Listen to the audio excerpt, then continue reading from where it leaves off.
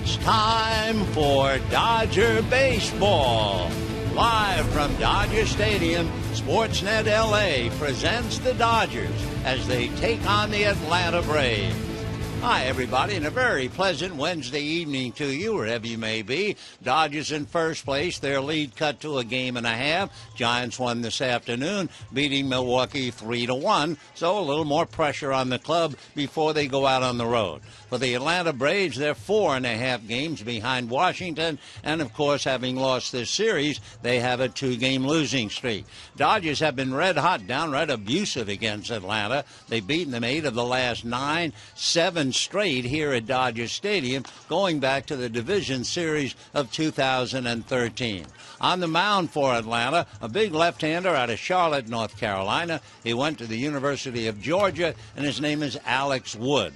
He's made 3 appearances against the Dodgers, all here at Dodger Stadium. At the end of July last year, he started here, and he was dynamite. He allowed just 1 run, struck out 8 in 7 innings, and was not involved in the decision. By the way, you know the Dodgers just don't see left-hand starting pitching. They've only seen 6, and they are 2-4 against them. As far as the Braves are concerned, led by Alex Wood, they're trying to recover and see if they can't cut into the lead by Washington. Dodgers made a couple of personnel moves. Sergio Santos down, outfielder Chris Heisey up. He's in right field tonight. And one last note on Twitter. Juan Uribe in the lineup for Atlanta left a note saying, "Hey, Dodger fans, Poppy loves you. Never forget." We'll be back with the ball game and a lot more right after this.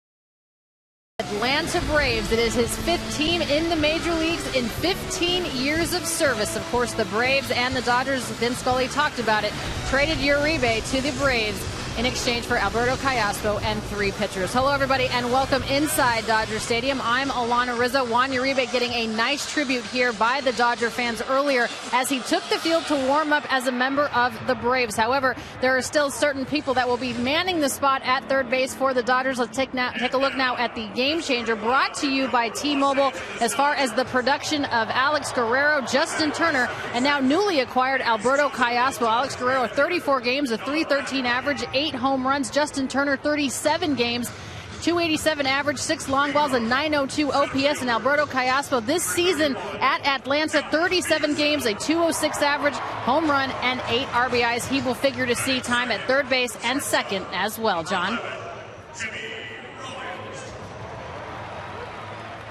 Thanks, guys. At second base, number 47, Howie Kendrick. Batting fourth, first baseman, number 23, Adrian Gonzalez. Batting fifth, at third base, number 10, Justin Turner.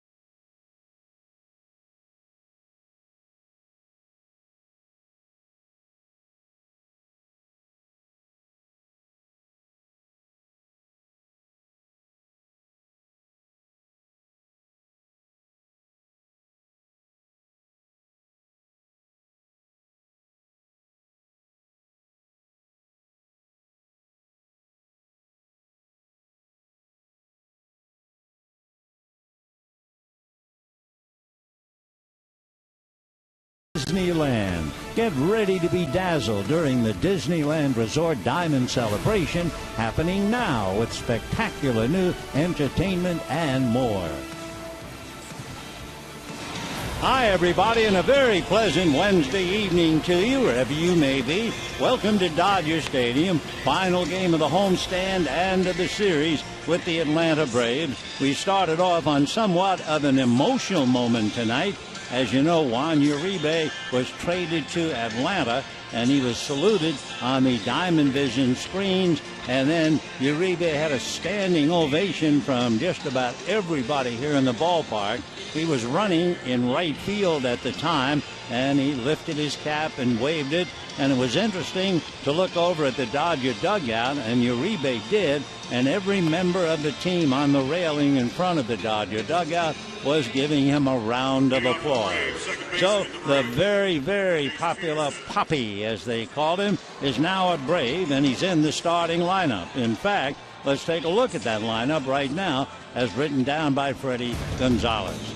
For the Braves, they'll start off with Jace Peterson at second base, and then it's Maybin, Freeman, Markakis, then Uribe, Krasinski, Gomes, Simmons, and Wood. Sorry to hurry it up, but they're ready to play. Jace Peterson checking in, and Zach Greinke going to work. So Greinke, who has been absolutely brilliant, an earned run average of 1.8, and the right-hander's first pitch, Peterson takes a little high, ball one. In fact, to talk about Greinke, you talk about the opposition. The opposition hitting 187. The only pitcher better than that, Shelby Miller, 172. A pitch off the plate, and that runs the count. 2 balls and no strikes. Greinke 1-0 as a Dodger against Atlanta, 1-1 in his career. So Peterson runs like the wind, good second baseman, and the 2-0 pitch taken off the plate, ball 3. Weather-wise, another lovely evening, 67 degrees. A little zephyr stirring the cloth out there in center field, and the final game of the series and of the homestand. 3-0 pitch, Peterson takes a strike, and the count 3-1. Greinke, number 2 as far as ERA is concerned. A.J. Burnett of Pittsburgh, 1.37. Now the 3-1 pitch on the way to Jace Peterson. It's in for a high strike, and the count 3-2. Paul Nowert, the plate umpire. He's had about 15 years umpiring in the big leagues. Born in Louisville, lives in Georgia. Touching moment about Paul to tell you what kind of a guy he is. The 3-2 pitch is high, ball 4. So Greinke starts off with a walk to Jace Peterson, and the batter will be Cameron Maybin. To conclude the thought, the first major league game he umpired was in Philadelphia. His dad attended, and he left an empty seat for his mom, who had passed away 2 years before, paid for the seat as well. So the son saluting his mom, thinking about her while making his debut in the big leagues. So Peterson aboard on the walk, and here's Cameron Maybin. Greinke delivers, and the pitch in for a strike, and the count 0-1. Maybin certainly seeing a lot of right-handers. Of course, the Dodgers see almost all right-handers. As we mentioned earlier, Dodgers have only seen 6 left-hand starting pitchers. 81% of the time, Maybin is facing a right-hander, and they count 1 ball and 1 strike. Maybin, by the way, against righties hitting .345, just 1 for 13 against the left-hander. Greinke out of a stretch. Peterson runs well, doesn't have great experience, but he does have speed. He's stolen 6 out of 9. Maybin, a line drive, base hit to right field. Peterson will stop at second, and getting it in is Chris Heisey. So Peterson walks, Maybin singles to right, and now the heavy hitters coming up, and we'll take a look at the Dodgers with the leather. They shape up this way: Gonzalez and Kendrick, Rollins and Turner. And the outfield, Guerrero, Peterson, and Heisey. Ellis behind the plate. Heisey just called up, playing right field. For the Dodgers to make room, they sent Sergio Santos back to Oklahoma City. So first and second, nobody out, and here's Freddie Freeman, who probably had the worst night of a brilliant career. The pitch to him is a strike, and the count 0-1. Freeman not only went 0 for 4 last night, he struck out all 4 times, but he's still a marvelous hitter. One bump in the road won't mean a thing to Freddie.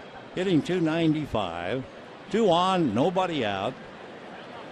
Freeman 1 for 9 in the past against Greinke. Zach Reddy and deals, down and away, and a 1 ball, 1 strike count. On deck, Nick Markakis, and he's been solid throughout the series, picking up a base hit just about every game. So Freeman waiting. 1 ball and 1 strike. Greinke another look back at Peterson. Pitch at the plate. Awkward swing, foul back. Pitch seemed to sail up and in. Freeman unable to extend his arms. It might even have been a ball. It was way up in there. He has kind of an uppercut swing, and on a half swing, he got half of it. So 1-2 the count to Freddie Freeman. He has struck out 44 times with the addition of those 4 last night. Greinke checks. Here he comes. Swung on and fouled off. Braves with a little 2-game losing streak. They trail Washington by 4.5 games.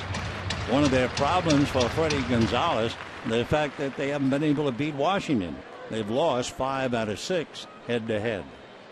So 1-2 the count to Freeman. Greinke making 13 pitches, still looking for an out. Zach delivers. It is strike 3 call.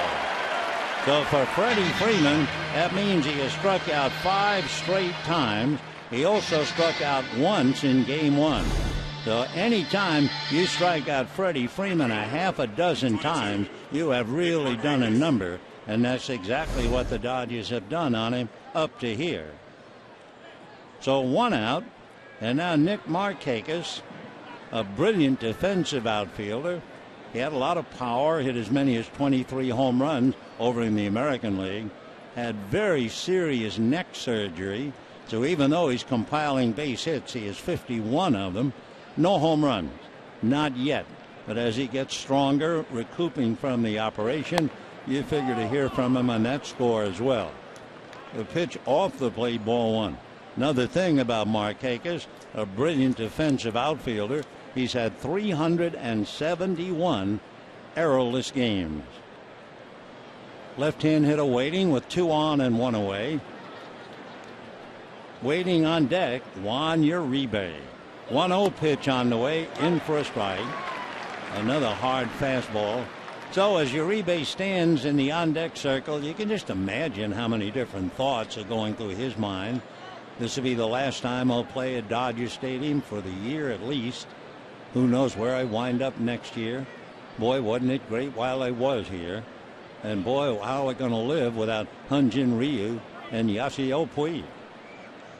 Here's the 1-1 pitch to Markakis, taken low, ball 2. So 2-1 to count. Greinke laboring a little bit, walking the leadoff man. Then Maybin took him to right field for a base hit. Freeman strikes out, and Markakis with a 2-ball, 1-strike count. Greinke looking down, getting a sign. Very deliberate. A look back at Peterson. Now to the plate, missing just off the corner. I mean, it's not like he's missing a lot here, a while. He is just missing. Nevertheless, he's missing. So he's 3-1 the count to Markakis, and Juan Uribe on deck. In case you wondered, this is the 3rd time since 2009 that the Dodgers traded with the team they're facing. Tonight, they've traded Uribe, and he's coming up next. 3-1 pitch on the way is taken for a strike. 3-2. Back in 2010, Dodgers sent pitcher Octavio Dotel to the Rockies from minor leaguer Anthony Jackson. In 2009, you might remember, the Dodgers traded John Garland with Arizona for Tony Abreu. All right, 3-2 with 1 out. Markakis has made a lot of contact in the series, so let's see what they do with the runners. Greinke has a look. The runners will go back to the bag as Greinke turned and took a look back to second. Markakis has had very close to 200 plate appearances, and he has only struck out 27 times. So let's see what that means. 1 out, 3-2. Runners not going on ball 4. Sitting in the stands, it looks so close. Greinke doesn't argue. Norwood just shook his head, saying no, ball 4, and would not know. Here he comes, Juan Uribe, with the bases loaded in the 1st inning. The crowd loved him before the game. They don't quite love him right now. Now with a chance to tear the place apart. Uribe heading in. By the way, he has faced Greinke before. He is 5 for 18 against Zach, hitting .278, and he does have a home run against Greinke. Another note, since Chipper Jones retired in October of 2012, Uribe is the 12th third baseman for the Braves. And the pitch to Uribe, down and away. So Greinke struggling with his control, and that's really news. Normally, he's run on top of the plate. Going into the game, he had walked 12 and struck out 49, so a little better than 4-1. Now the 1-0 pitch on the way to Uribe. Back comes Greinke, swung on, fouled away, off first down the line, and the count 1 ball and 1 strike. It was back on 7-11. That'll be the Juan Uribe bobblehead night. Although he will not be here, nor will Atlanta, the Dodgers will still honor the memory of the times that he spent here. July 11. 1-1 pitch on the way. Greinke delivers a strike at the knees, inside corner, and the count 1-2. There is the bobblehead, the familiar number 5, Juan Uribe. Profile, it looks a little bit like Jimmy Rollins. A little bit. 1 ball and 2 strikes the count. Greinke in a jam here, 1 out, bases loaded. Pitch to Uribe is low, 2-2 the count. A couple of years ago, Juan Uribe hit a very dramatic home run here in October in a playoff game against the Atlanta Braves, against a pitcher named David Carpenter, who moved on to the Yankees. There's a David Carpenter listed in the press guide. That's not the one. All right, 2-2 the count to Juan Uribe. Peterson, Maybin, and Markakis on the lines.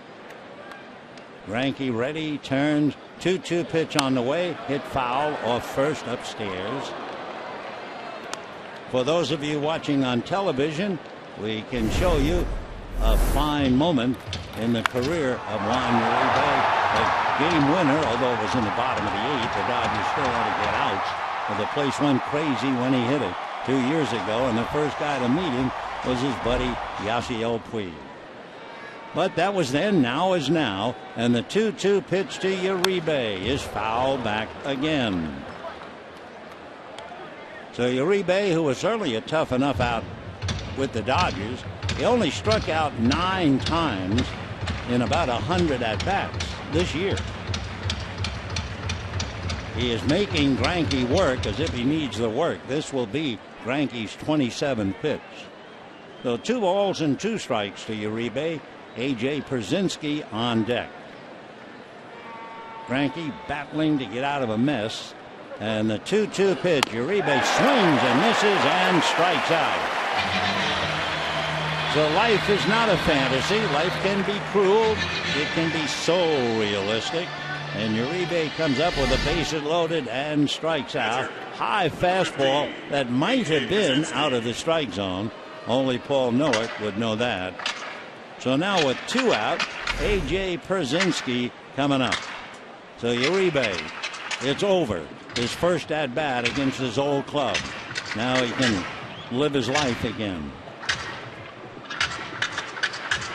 A.J. Pierzynski, a veteran catcher. A.J. stands for Anthony John. 6'3", 225, left-hand hitter out of Bridgehampton, New York. Originally signed by the Twins. Open stance and takes ball 1. 1-0. A.J. signed by the Twins, made it to the Twins in 1998. Had a long career with the Twins, briefly with the Giants, another long career with the White Sox, then the Rangers, Red Sox, Cardinals, and now Braves. The 1-0 pitch, Pierzynski takes a strike. A high strike. He thought it was too high, but A.J. stands 6'3". Pierzynski is a lifetime .281 hitter. Another thing that happens with Pierzynski, although he has a wide open stance, he moves in. He's been hit by a pitch 119 times. Greinke rocks. Here he comes 1-1 and taken way off the plate, ball 2. So for Greinke, he is really laboring now, ready to make his 30th pitch. Pierzynski with 177 home runs. He would be second to Brian McCann, home runs by a catcher. And he has worn out Zach Greinke with 3 home runs, 3 doubles, 21 hits. 2-1 pitch. A.J. swings on a low pitch, doesn't get it, and the count 2-2. Another thing about A.J. as he chases one out of the strike zone, he has 8 grand slams. He actually has more hits against Greinke, 21, than against any other pitcher. Though they have him at a spot perfect with the bases loaded and 2 out. Greinke ready to make his 32nd pitch. Right-hander ready. Here he comes 2-2, and it is strike 3 call. Brzezinski arguing with Paul Nauert, and so when it's all said and done, Greinke strikes out the side, leaves 3, and leaves a very frustrating Atlanta Braves team to go back on the defense. And at the end of half an inning, no score.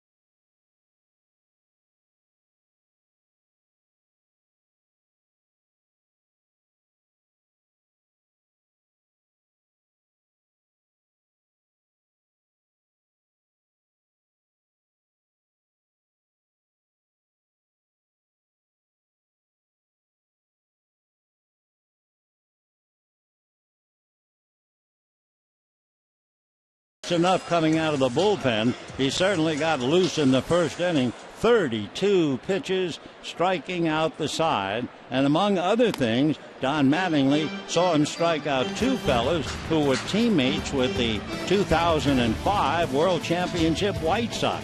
And that would be Juan Uribe and A.J. Brzezinski. All right, let's take a look at the Dodgers with Peterson, Rollins, and Kendrick, Gonzalez, Turner, Guerrero, Heisey in right, Ellis behind the plate, and Greinke on the mound. Dodgers riding the crest of a magnificent home stand, and they've won 21 games at home already this year. They'll go up against a very tough left-hander who may not be quite up to par. His first pitch outside, ball 1. Alex Wood recovering from stomach flu, so they're not sure just how much stamina and how much he can give them. 24 years old. He gets a strike, and they count 1-1. Alex Wood, 6'4", 215, out of Charlotte, North Carolina, the University of Georgia, and a very unusual delivery. Pitch is promptly whacked into right center field for Jock Peterson. He'll round first and hold on as Markakis gets the ball back in. When we have a chance, you will take a look at a left-hand pitcher whose right knee will almost turn around and look at second base. He also, and perhaps it helps for the hitters to be distracted, but it really is, as the players use, a funky delivery. So Peterson not bothered by it, and now Jimmy Rollins. Peterson held on by Freddie Freeman. Watch that right knee. It comes up and goes back, and there's a drive to center right into Cameron Maybin's glove.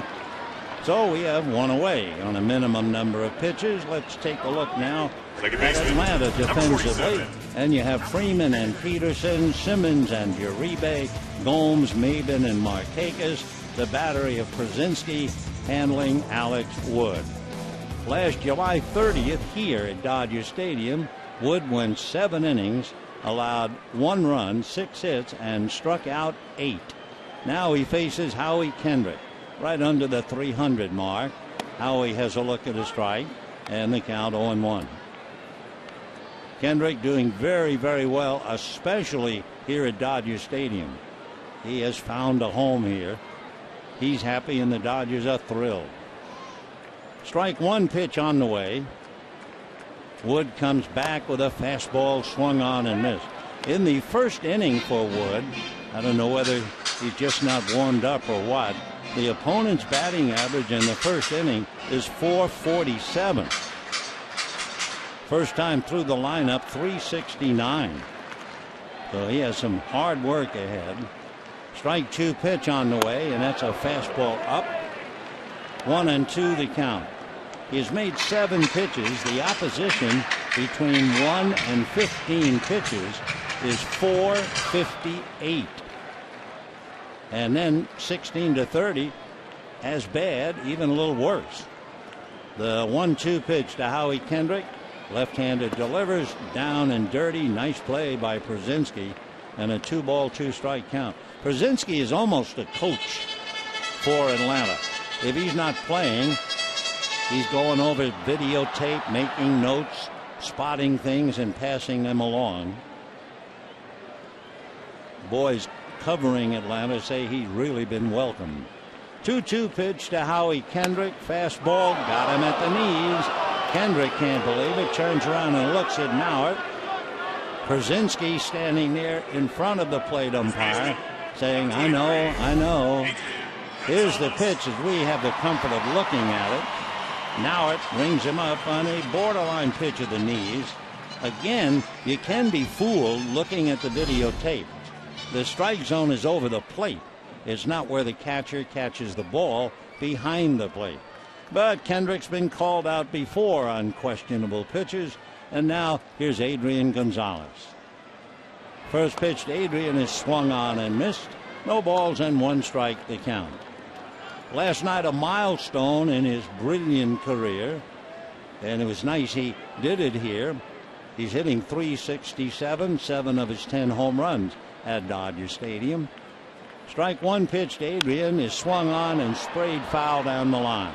Last night was the big moment. It was in the 5th inning. Kendrick was aboard, and a fly ball to the pavilion in left field, and Gonzalez has 1,001 runs batted in. Pushed up the steps to take a little bow. That's not his style. Now back up there, 0-2. Here comes a left-hander, and that's fouled away. Boy, that is quite a delivery if you're watching on television. Turning on the rubber, right knee going back towards second, full extension of the arm. A lot going on, and he stands 6'4". He had Tommy John surgery in 2009. Alex ready, and his strike 2 pitch on the way. Fastball up. 1 ball and 2 strikes. On TV, we'll take another delivery. You see how high that knee comes. With a runner at first, he can't turn as much towards second base. Alex ready, and his 1-2 pitch on the way. Wood comes to his hitter. Breaking ball swung on and missed, and down goes Adrian Gonzalez. First inning, we've had 5 strikeouts. We've had 4 men left on base, and at the end of an inning, no score.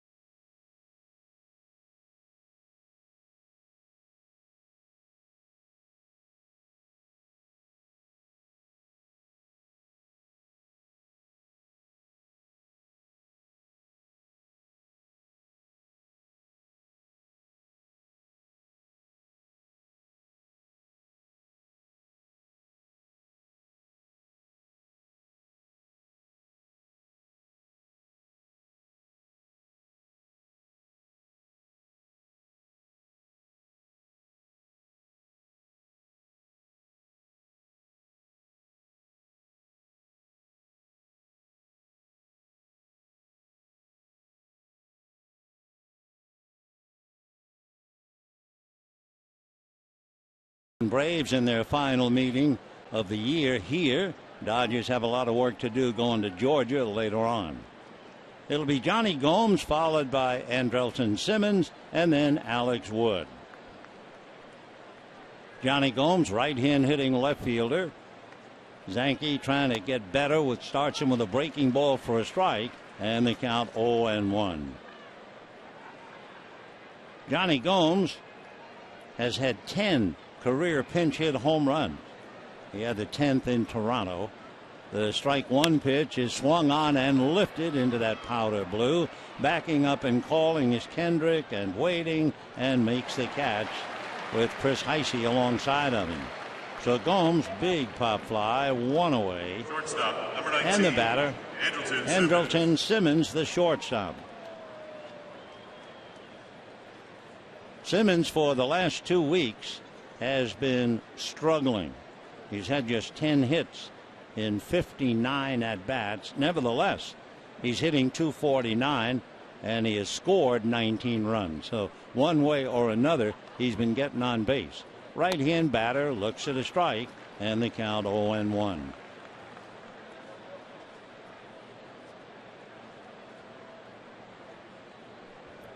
No balls and 1 strike. He has 3 home runs. Promptly hits 1 foul up along third. By the way, for Zach Greinke to make 32 pitches in the first inning, that's really news. In case you wonder, Greinke's average pitch per inning, 15. So he was way off the line. And of course, Honeycutt and Mattingly very much feeling that way. They did think that now at the plate umpire pinched him a little. Strike 2 pitch is low and inside. 1 ball and 2 strikes. We have 1 out, second inning, no score. Braves had 2 on with nobody out, 3 on with 1 out. Zanke wound up striking out the side. 1-2 pitch on the way. Zach delivers, line drive, base hit to right field. Over to get it, Chris Heisey, and gets it back in.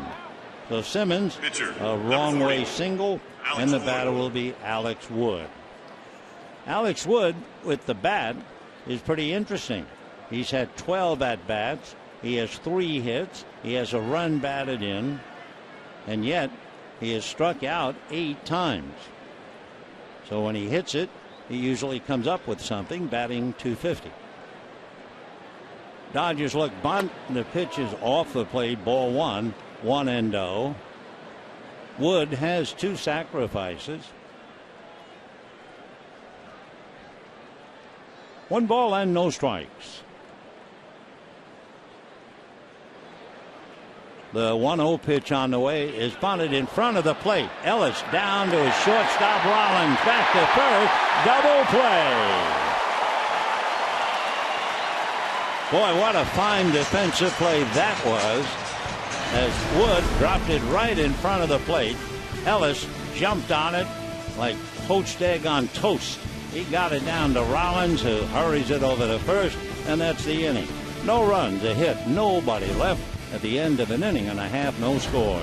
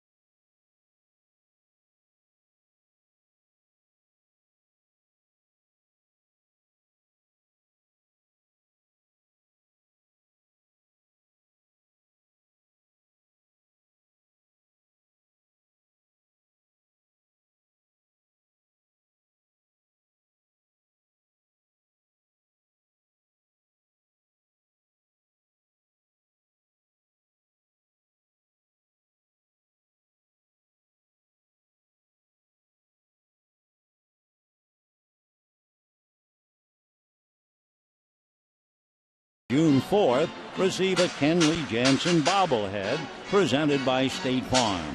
For more information, go to Dodgers.com/promotions. So the Birds will be here.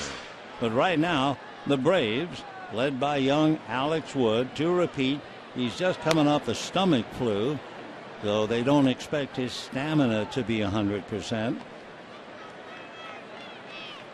He gave up a leadoff single to Jock Peterson on the first pitch, and that's what the hitters have been doing.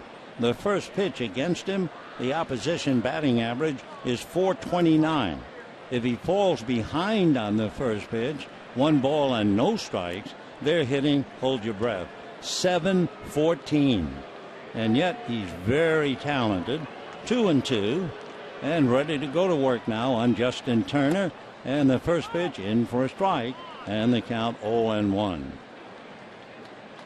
Justin Turner, who has done a tremendous job, however not against left-handers. The strike one pitch on the way, and that's foul down the right field line. Last year against left-handers, Turner was dynamite. He hit .323. Now he's only seen 6 left-handers this year in a starting role, so he hasn't started that much. Nevertheless, he's just 1 for 18 against left-hand pitching. So here's the strike 2 pitch coming up. It is taken a little high, ball 1, 1-2 the count. Alex Woods had a career high of 11 strikeouts in April against Miami. 1-2 pitch on the way is in the dirt. That was a game in which the Marlins won. That's right. They struck out 11 times, and the Marlins won 1-0. That was quite a combination. Alex Wood, Jose Fernandez, total 25 strikeouts without walking a batter. Wood struck out 11 and was the loser. The next pitch, a late break, but it just stayed outside. 3-2 the count.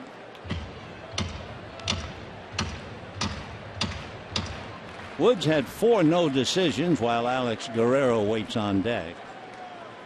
Now the left-hander's 3-2 pitch. Fastball hit to the right side. Easy play for Jace Peterson. And we have 1 out in the second inning. And the batter will be Alex Guerrero. One of the things about Alex Wood that they have to like is the fact he keeps the ball in the ballpark. He's only allowed 2 home runs. He gets a lot of ground balls. Consequently, he gets a lot of double plays. Hitters do make contact against him. And Guerrero, a drive to center and deep. Back goes Maybin, away back to the track at the wall and makes the catch. So Alex Guerrero, a long out to center, and just like that, 2 down. No score in the ball game. Worth another look. Maybin is a very good center fielder. Got a good jump, turned his back, then turned again, and caught it just about a foot or 2, maybe 3, in front of the center field wall. So Maybin goes and get him, and we have 2 out. And now here's Chris Heisey, just called up for the second time and takes a strike. Chris would be the first to admit he just had an awful time in spring training. He understood why he didn't make the club, but then he battled and came up briefly, went back and is back up again, and takes a pitch off the plate. 1 ball and 1 strike. Chris Heisey out of Lancaster, Pennsylvania. Lives in Mechanicsburg. Went to Messiah College and was originally drafted by the Reds. He lifts one down the right field line. Coming in a hurry is Markakis. It's now in foul ground. Freeman tried to catch it and couldn't do it. So a trio of Braves, Freeman, Peterson, and Markakis. Freeman gave it his best shot. No chance. Markakis, remember, with that string, 371 errorless games. But there goes Freddie lunging, came up empty. One desperate try right there. All right, 1 ball and 2 strikes. They count to Heisey. No score, bottom of the second inning. Alex Wood back with a pitch that's fouled away. Still 1-2.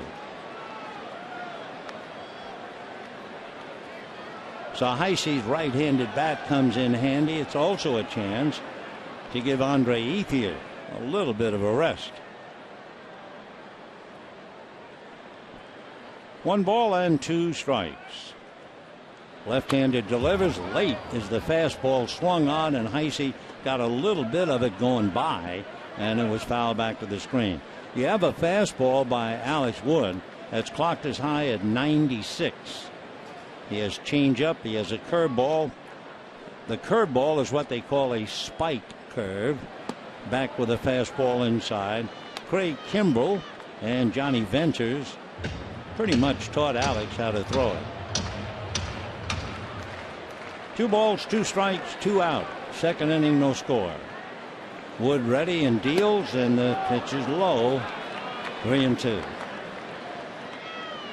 Wood pitches in a hurry, hangs right around the rubber. Back up on top. Now the 6'4" left-hander is ready.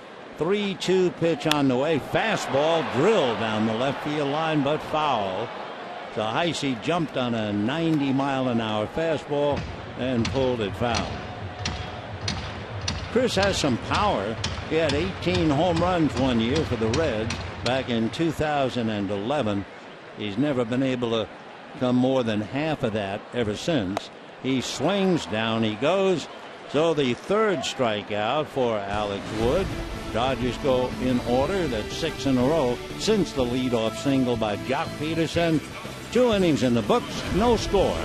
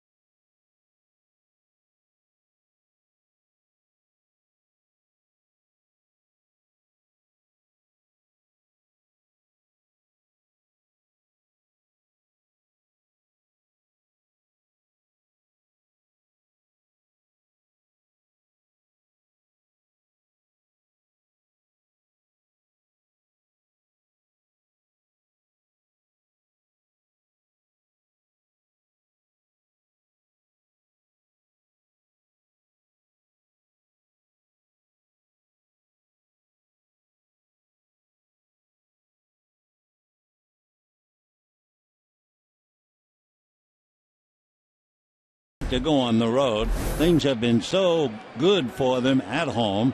21-6.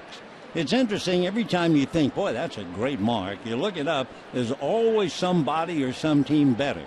The 74 club was a little better, 22-5 at home. But this club will certainly be delighted, 21-6. Jace Peterson walked in the first inning. Change up, floats in for a strike, 74 miles an hour.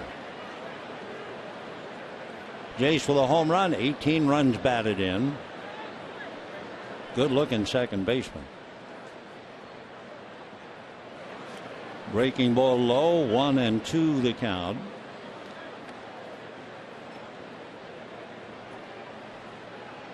The Greinke got quite a workout in the first inning, 32 pitches. Then he came back and only made 8 in the second inning. Next pitch just stayed up. 2 balls and 2 strikes. So Greinke's been around the plate.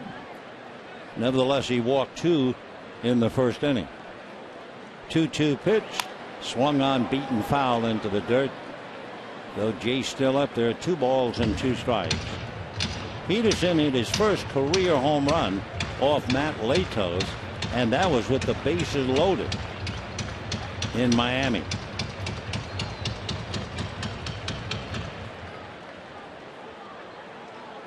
This would be the 12th time that he's been leading off a game, and they're 8-4.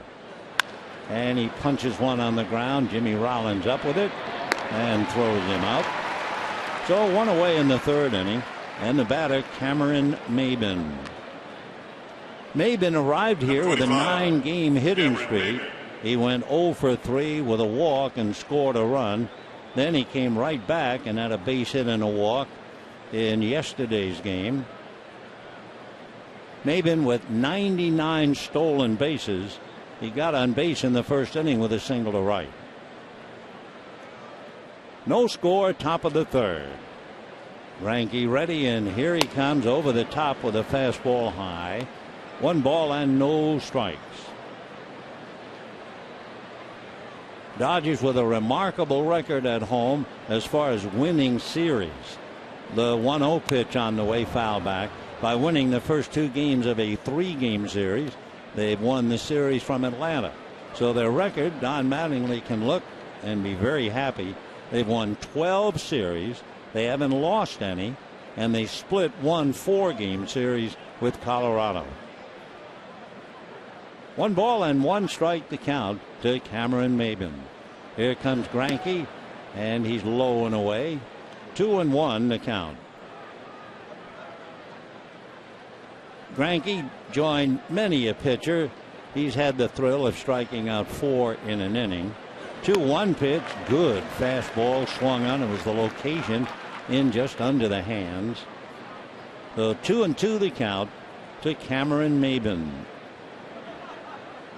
Waiting on deck, Freddie Freeman. Greinke rocks and turns. Here he comes 2-2, and it's fouled off. Maybin going down to get it.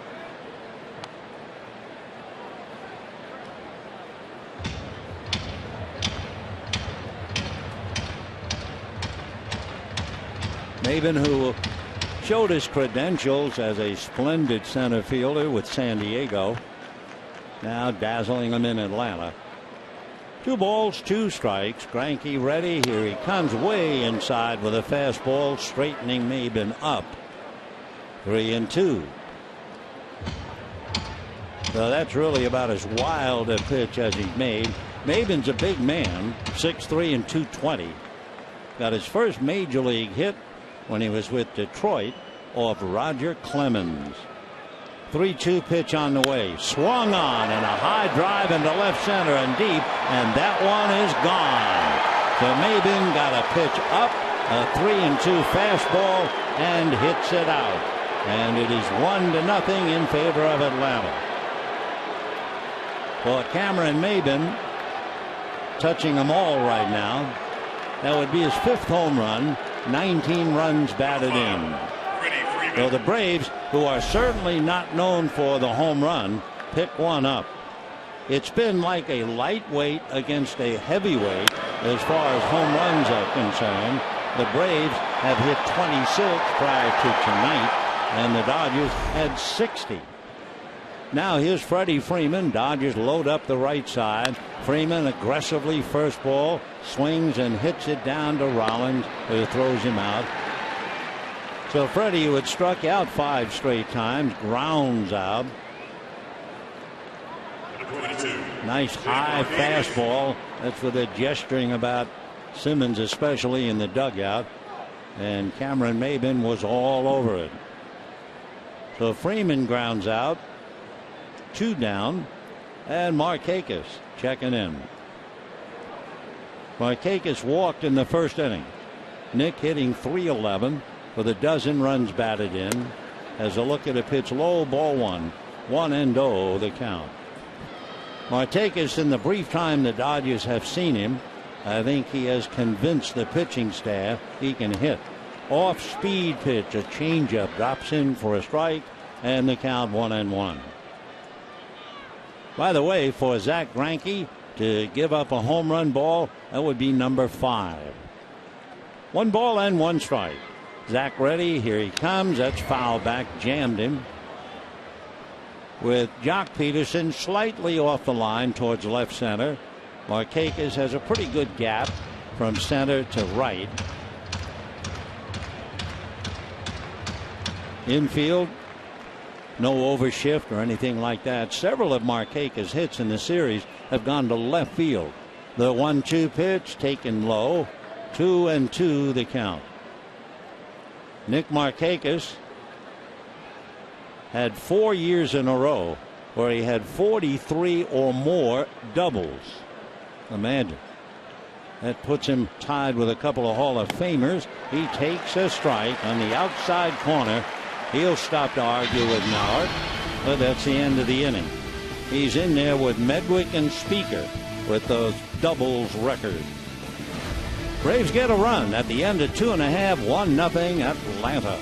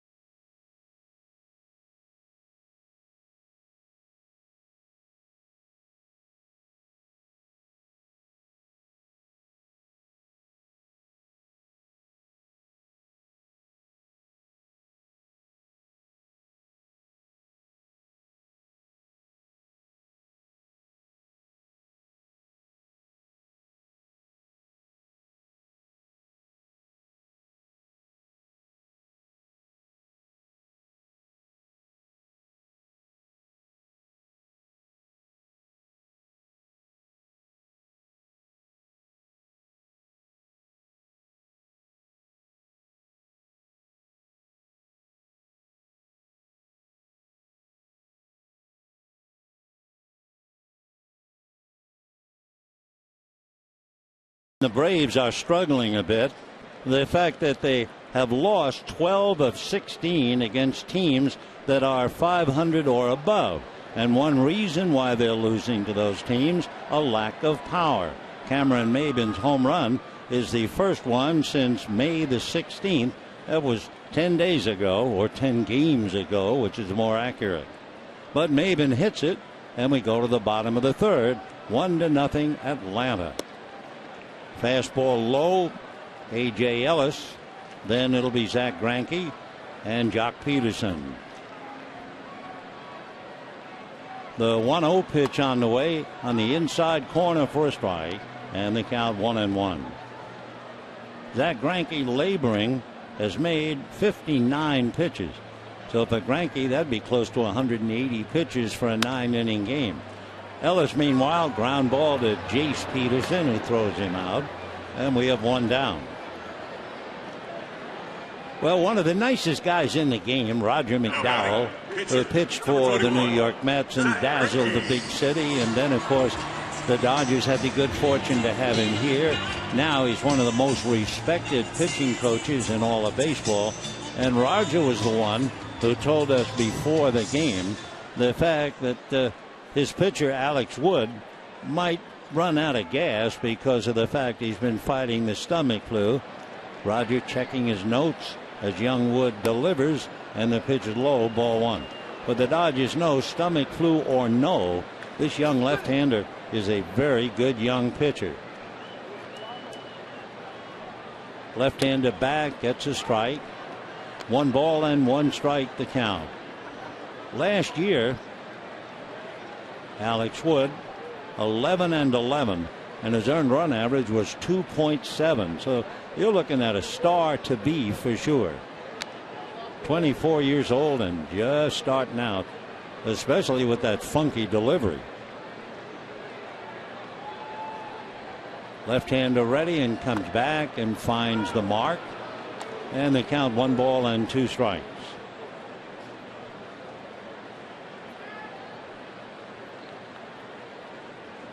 Wood checks, kind of squints to get a sign, and the 1-2 pitch a little low.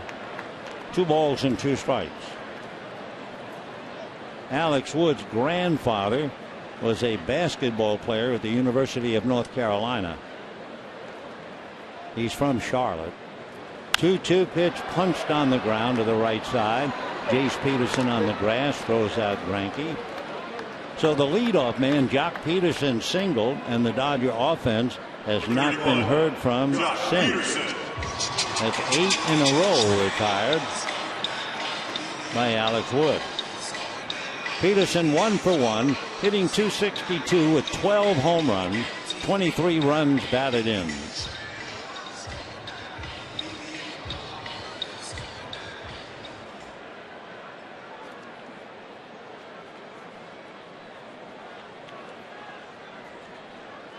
Peterson steps in. He has Jimmy Rollins hitting back of him. Now Wood ready, and the left-hander's first pitch, fastball low, ball 1, 1-0. We told you that last year the Dodgers were very impressed by Alex Wood. 7 innings, 1 run here, breaking ball strike. Not only were the Dodgers impressed, that game he pitched in July last year was the beginning of a string of 15 starts where he allowed 3 earned runs or less. He gets a strike, so he's ahead now, 1 ball and 2 strikes. The streak ended this season when Washington scored 5 runs against him in 5 innings. 1-2 pitch on the way, chased and missed. Jock Peterson, badly fooled, strikes out. 4 strikeouts for Wood. He has now retired 9 in a row, and at the end of 3, Atlanta 1 and the Dodgers nothing.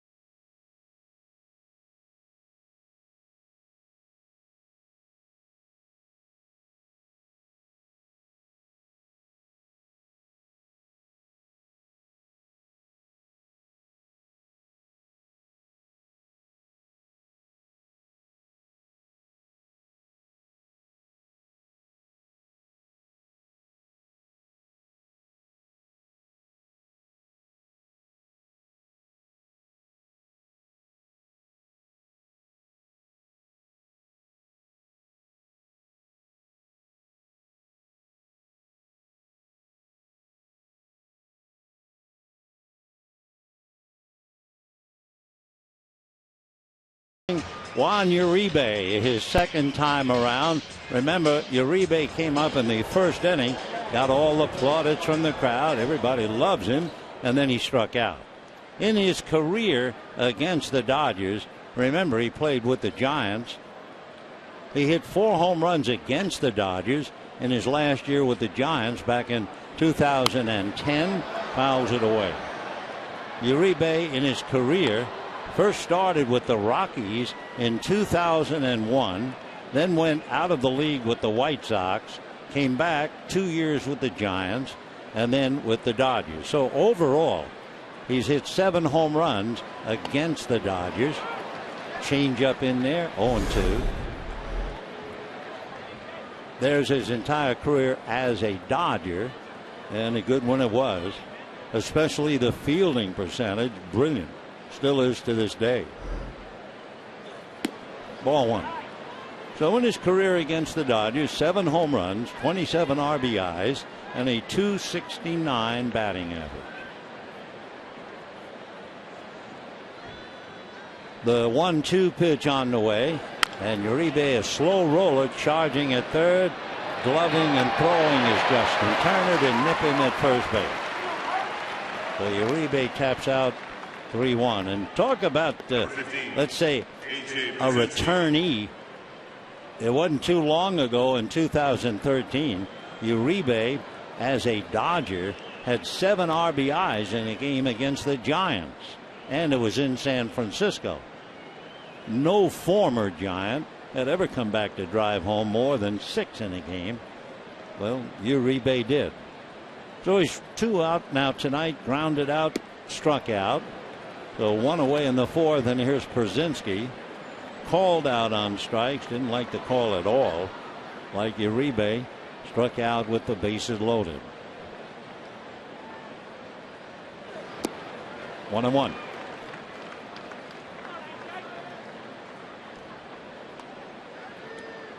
So Przinsky has had a marvelous career. One thing about A.J. for sure, he plays the game extremely hard, and he gets angry at teammates who don't. Ball 2, 2-1.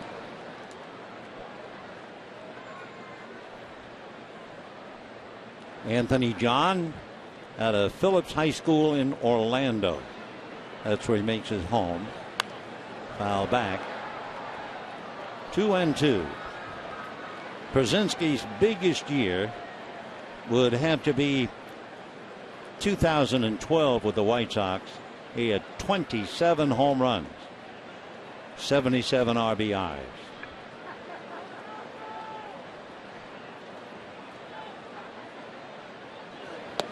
And down he goes. So that's 5 strikeouts. 2 out in the 4th. Take a look at the location. And now if you said to him, why'd you go after that pitch? He'll say, oh, because remember they called me out on a bad pitch first time up. I guess that's human nature. So 5 strikeouts for Greinke, 2 out in the 4th. And here's Johnny Gomes. Earlier we mentioned that Chris Heisey has 10 pinch hit home runs in his career. It's interesting. So does Johnny Gomes. And the 2 pinch hit home run hitters are against each other in a starting role. Gomes popped up in the 2nd inning, 0 for 1. The pride of Petaluma in California. 0-2. 1-0. A home run by Cameron Maybin. That's a difference in the game. And we're in the 4th.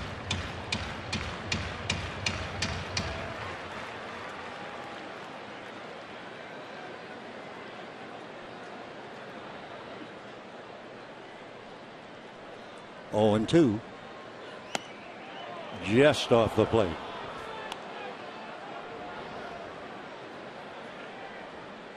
Greinke has made 71 pitches.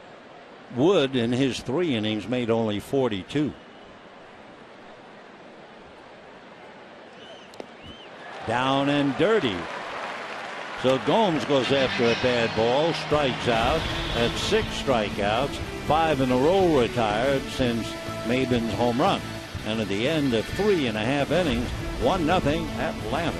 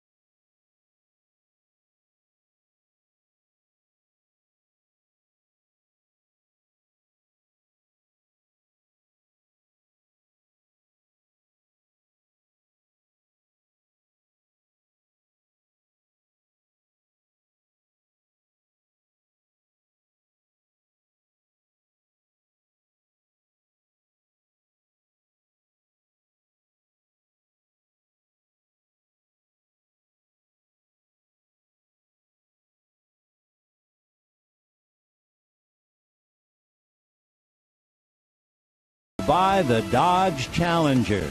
With an EPA estimated 30 highway MPG, this car was made for driving in California. Visit Dodge.com today. Bottom of the fourth inning, 1-0 in favor of Atlanta on a home run by Cameron Maybin. Dodgers got a leadoff single by Jock Peterson and nothing since. 9 in a row retired by the young left-hander Alex Wood. Oh my, yes. That's how we applaud, young man. And a little grin. Very good. All right, you got that down right. You and those big eyes. That's on the corner to Rollins, 0-1. Jimmy flied to center in the first inning. Hit the ball deep. Maybin went back and got it. 1 ball and 1 strike. For Alex Wood, he's hungry for a W. He's had 3 straight no decisions.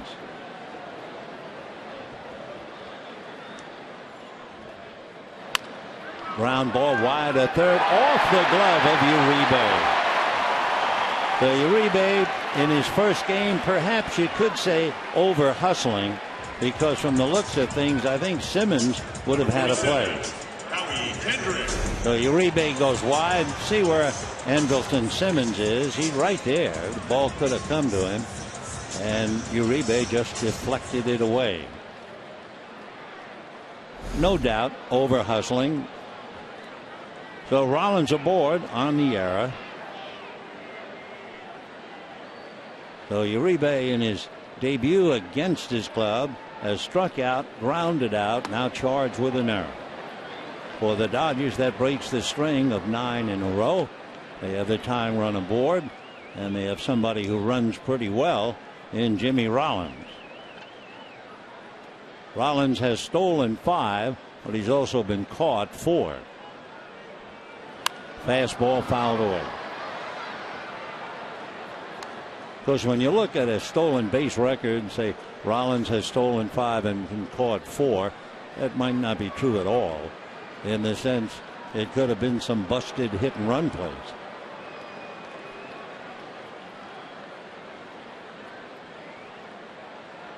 One ball, 1 strike.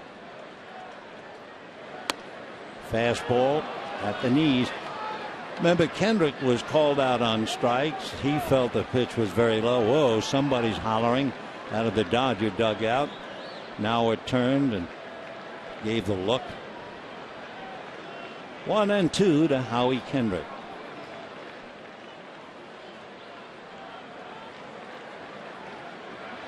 Fastball. We haven't seen the fastball that we've heard about. You know, that fastball that's up around 96. But he is certainly doing well enough. Dodgers have 1 hit. That was the leadoff single by Jock Peterson.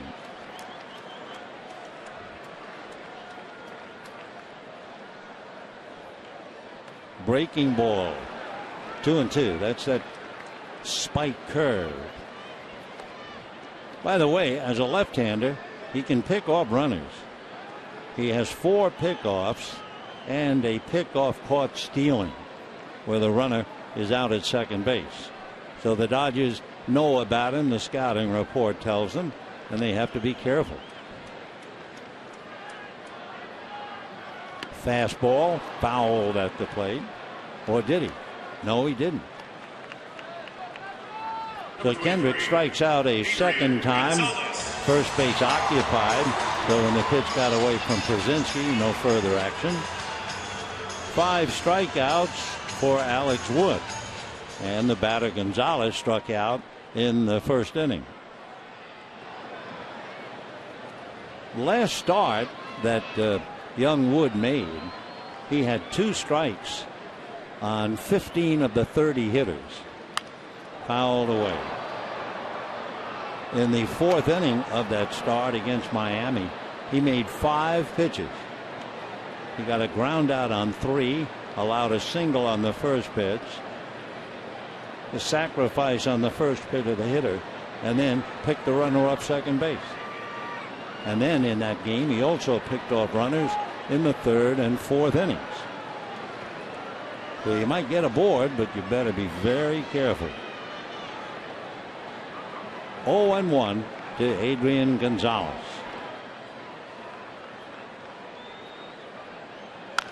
Little roller. Freddie Freeman to the bag. Down to second base goes Rollins. So 2 out, and Justin Turner coming up.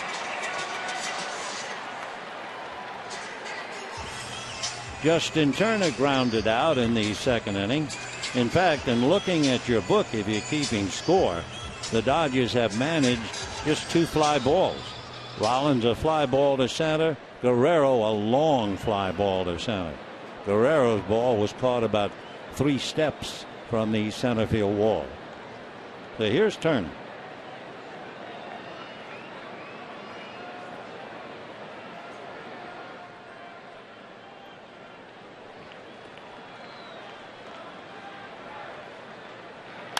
And that's squirted to the hole, off the glove of Peterson. Here comes Rollins to score to tie up the game.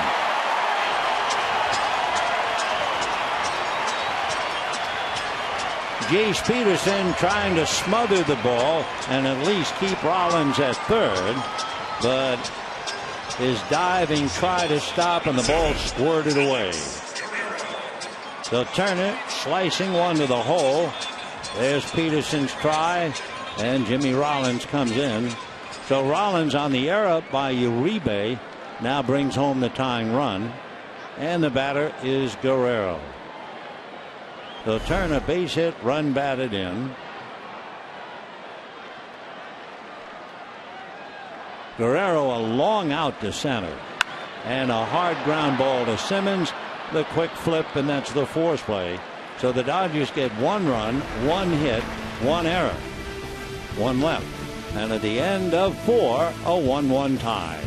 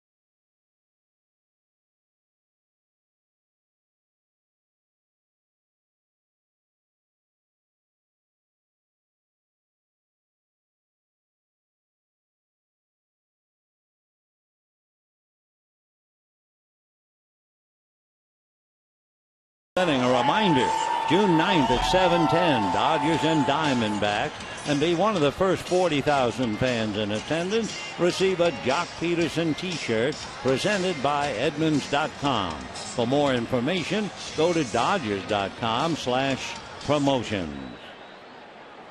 Peterson led off the game with a single. Nothing happened. And then Rollins got aboard on the error by Uribe, and the single by Turner tied up the game. So Greinke is even, working on Andrelton Simmons, who singled to right in the second inning. Ball 1.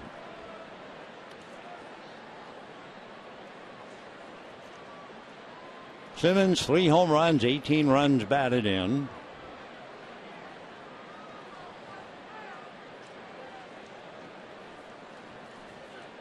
Hard ground ball backhanded at third by Turner, who guns it to first.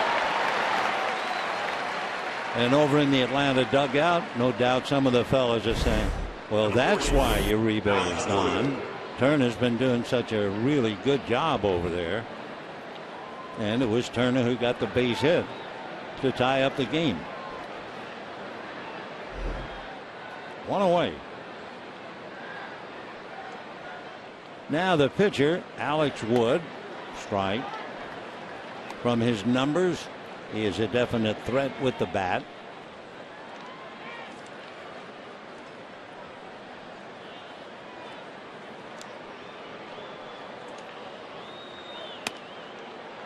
One ball and one strike.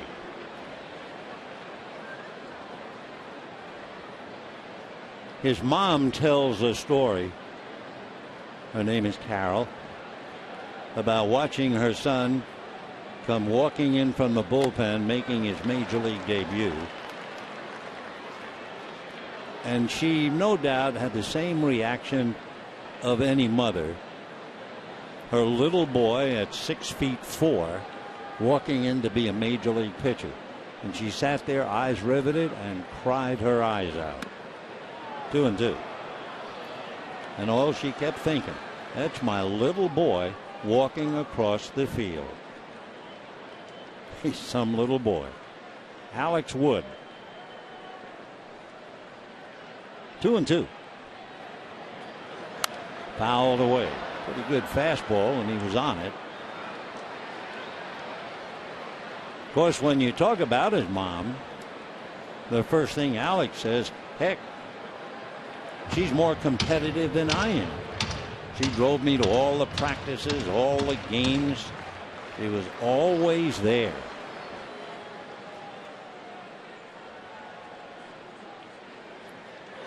Fastball, and that thing jumped up there. So that's strikeout number 7 for Zach Greinke, who started out struggling and still struck out the side. That'll bring up Jace Peterson, who has walked and grounded out. So Kershaw last night struck out 10. Greinke comes back with at least 7. 1-1, 5th inning. Ground ball to the right side. There's Kendrick. That'll be that. So all of a sudden now Greinke is on the beam. He's retired 8 in a row since Maybin's home run, and we're heading to the bottom of the 5th in a 1-1 tie.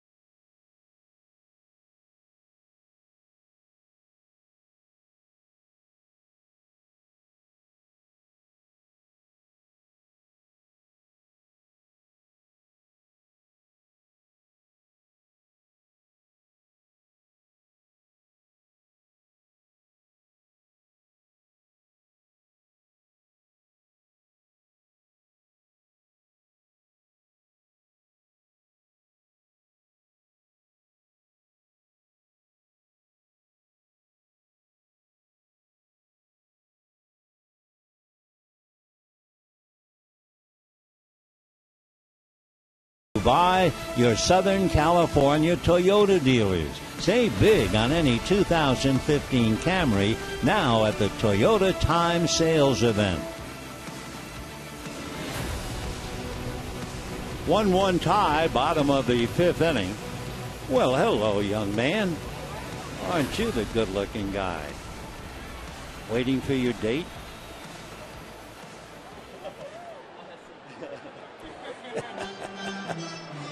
Of course. Run around. Okay.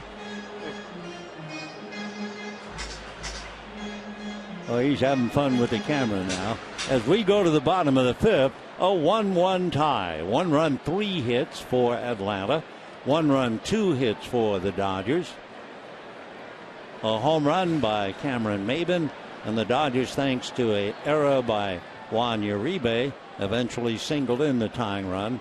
Justin Turner doing that. Chris Heisey taking ball 1. Well, it's amazing, but the amazing young man has done it again. And we're talking about Bryce Harper of Washington. Foul ball. Harper hit another one tonight at Wrigley Field. That's his 18th home run and the 13th home run he has hit in the month of May. In contrast, the Braves team has hit 10 home runs this month. And talking about home runs, everybody gasped, but it's only a fly ball. And at the other end of it, Johnny Gomes. As soon as the ball is hit in the air, crowd starts thinking rather than actually just watching. And A.J. Ellis coming up. By the way, the Nationals, they're now 18-6 in May. They beat the Cubs 3-0 behind Max Scherzer, who struck out 13 in 7 innings. John Lester struck out 10 in the loss. The big concern about John Lester was, would he get a hit? There's a drive to deep center, and that's going to be off the wall for A.J. On his way for 2. He's going to be out from me to you. So A.J. Ellis, a long single to left, and Johnny Gomes able to nail him as he tries to extend it. Number 21, Zach Greinke. And the pitcher, Zach Greinke, coming up. Take another look. A.J. connected. Pitch around the knees. Had a good swing on it. Gomes going to play it right off the top of the wall. Guns it back into second base. A.J.'s going to be out on the tag by Jace Peterson.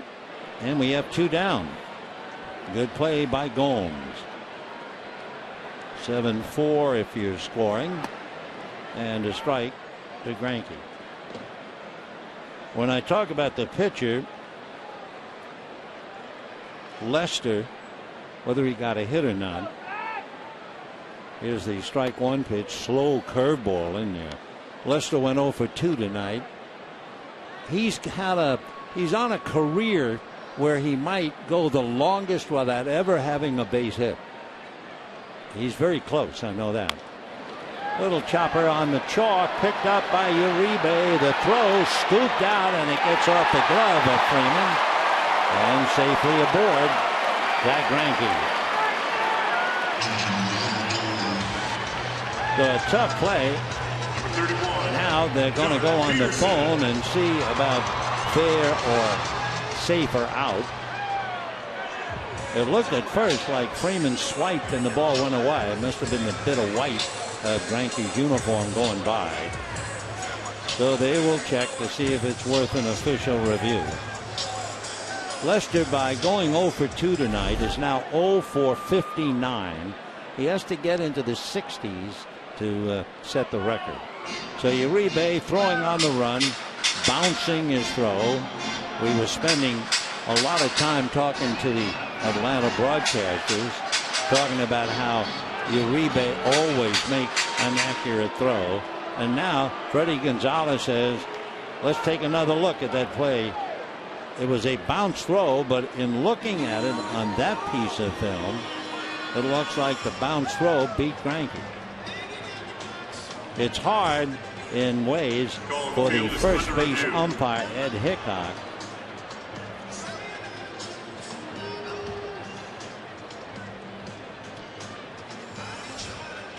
so we'll see.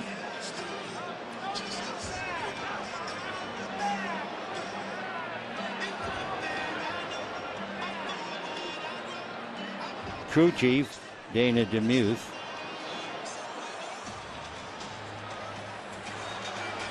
We have a 1-1 tie, bottom of the 5th inning. Bang bang play at first.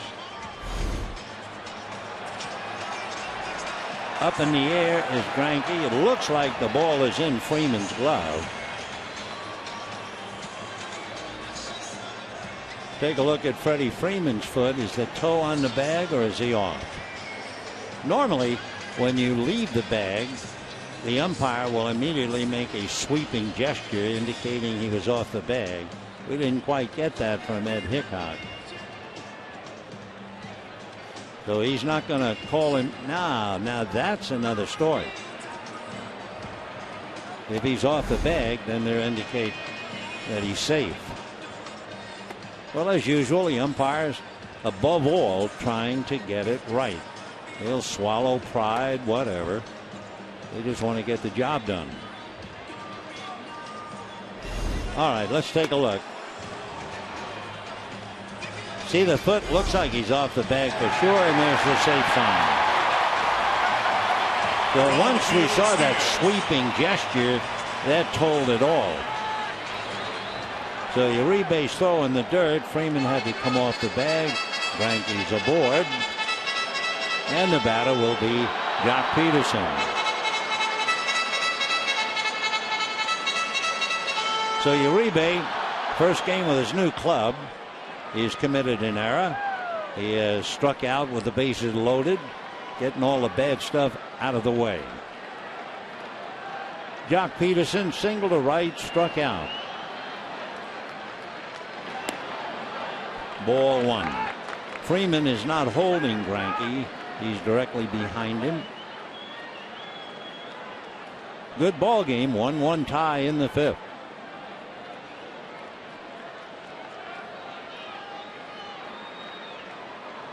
There goes Greinke. The pitch is dropped at the plate by Pierzynski, and Zach Greinke steals second base. Oh.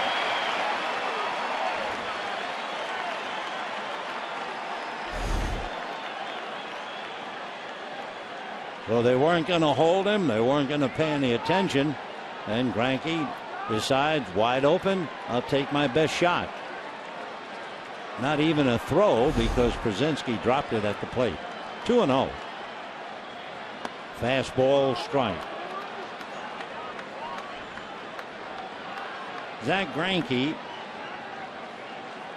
had one stolen base with the Royals, and he had two stolen bases with the Dodgers 2 years ago. So that's his fourth career stolen base. Curveball whacked into right, charging Markakis. They're going to hold Greinke, and the good thing they did. So Jock Peterson comes up with a base hit. By the way, that's the third Dodger hit in the inning, but they don't have anything to show for it.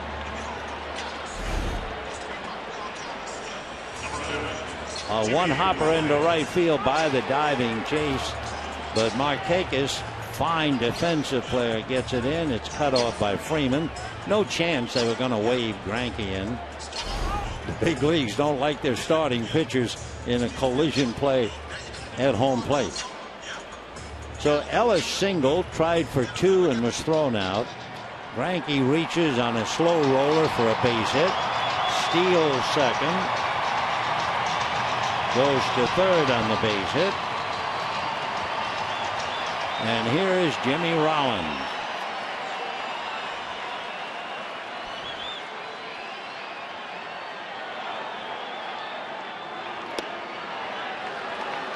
Ball one.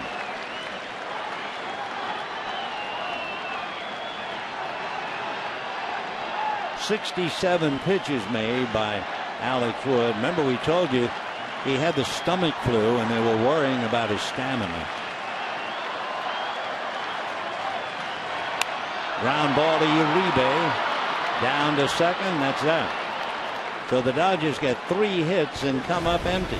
And at the end of 5, a 1-1 tie.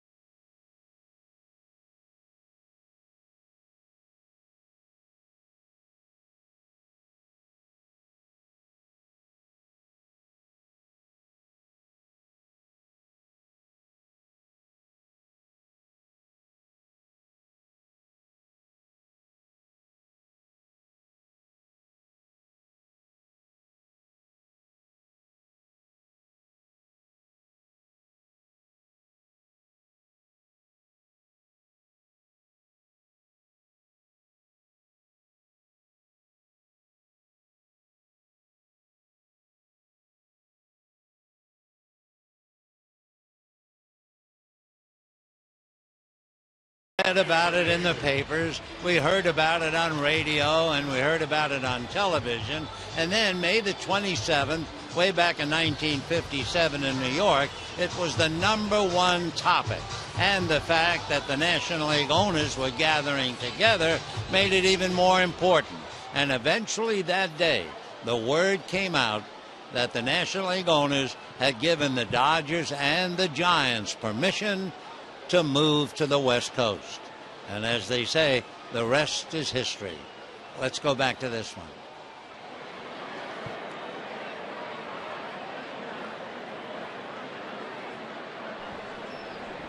History indeed as we go to the 6th inning. Cameron Maybin, Freddie Freeman, and then Nick Markakis. Maybin, remember, single to right in the 1st inning and then homered to left in the 3rd. First home run in 10 games for Atlanta. Off speed, 1 ball and 1 strike. For Maybin, it was his 5th home run, and for the entire Braves team, 27. Remember, we mentioned Bryce Harper hit his 18th tonight. 1 ball and 1 strike. Fastball in there.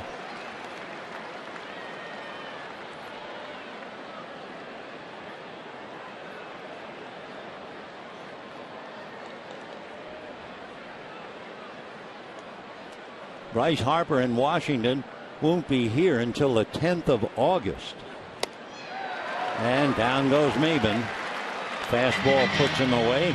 8 strikeouts for Zach Greinke.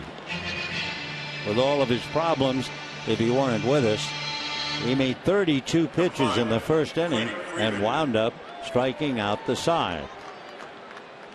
So he's now at 85.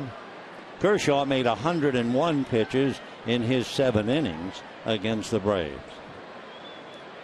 Freeman struck out, grounded out, 0 for 2. Foul back. Freddie, a terrific player, hit a bump in the road last night, struck out 4 times, and then struck out leading off tonight. 0-1.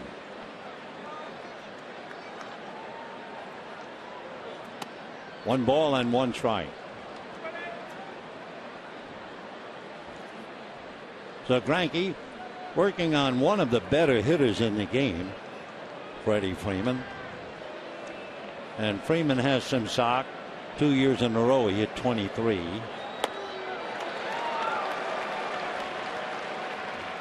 Last year he had 18 home runs, 78 RBIs, hit 288.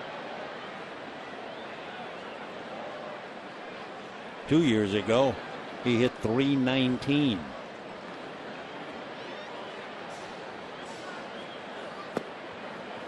Two and two. Dodgers with that triangle defense. Rollins on the other side of the bag. Kendrick out on the grass. Gonzalez guarding the line. 2 and 2. And down he goes again. This has got to be one of the toughest series Freddie Freeman has experienced, and he's been in the big leagues since 2010. 2 strikeouts tonight. 22, Nick Markakis. 4 strikeouts last night, and 1 in the first game. You don't see Freeman striking out 7 times, so take a good look. Meanwhile, Greinke has struck out 9, and Freddie's still going to school. We have a 1-1 tie here, top of the 6th. Ball 1. Remember, Greinke has allowed 1 run in each of his last 3 games. And when you see his record is 5-1, don't believe it. He really should be 7-0. That's a strike.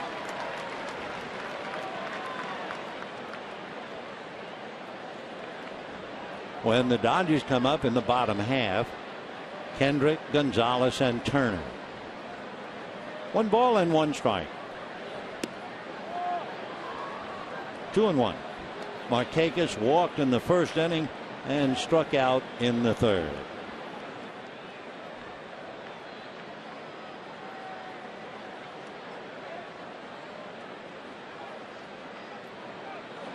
Off speed, a change missed. 73-mile-an-hour changeup. 3-1 to Nick Markakis. Just outside. 3-1. Fastball in there.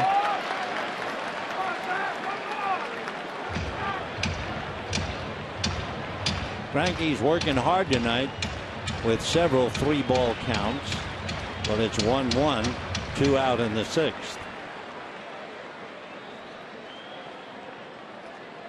He's retired 10 in a row. Good fastball. So he gave up the home run to Maybin, and he's gotten everybody since.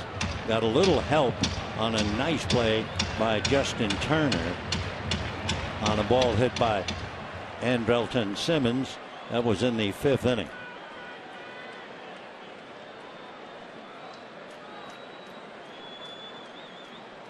Three and 2. Uribe on deck. High fly ball, very playable. Guerrero is there.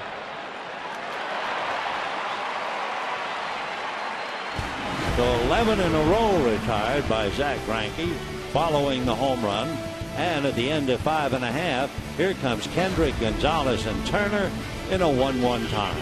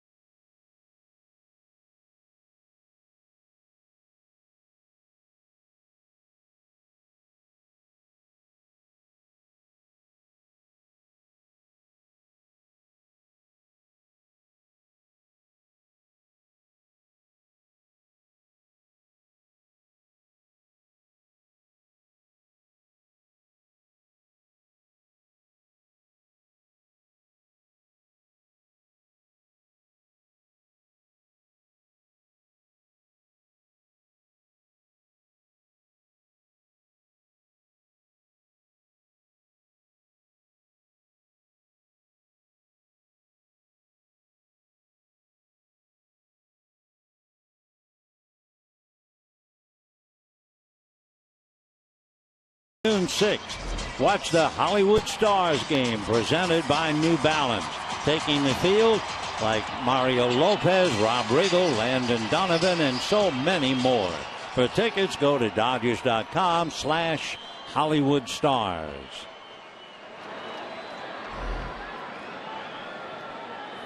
The Dodgers with Kendrick, Gonzalez, and Turner in a 1-1 tie in the 6th inning. Greinke made 16 pitches, so he's now up to 97.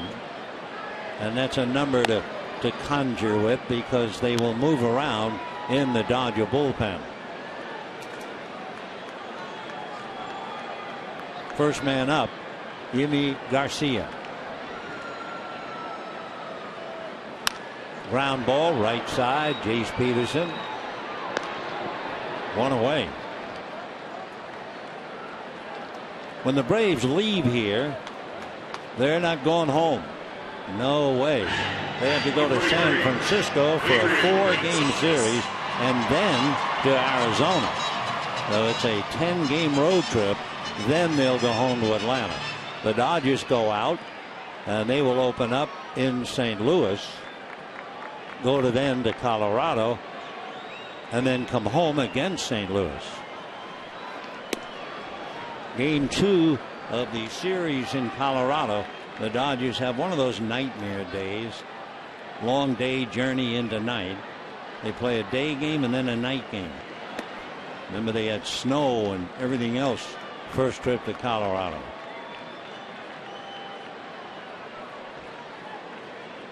One out, sixth inning.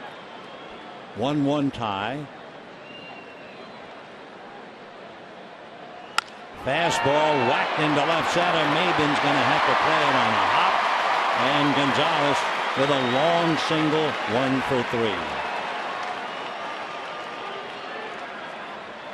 As far as pitch count is concerned, that's only 73 pitches by Alex.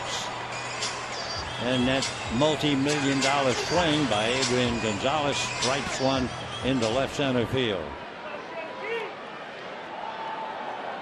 So the Dodgers' 7th hit, but they have only 1 run. I think Freddie Freeman is making him laugh a little bit. Turner grounded out, single to right, 1 for 2. Turner, his base hit to right, drove in Rollins with the only Dodger run. One thing about Wood, he has that funky delivery. We haven't really seen him throw to first. Dodgers had Jock Peterson on. He didn't throw over. He doesn't have to worry about Gonzalez. Fastball sinks. He had Rollins leading off on the error by Uribe in the 4th inning, and he didn't throw over. By the way, that hurried play involving Uribe, the score says take the error away. It was a tough play.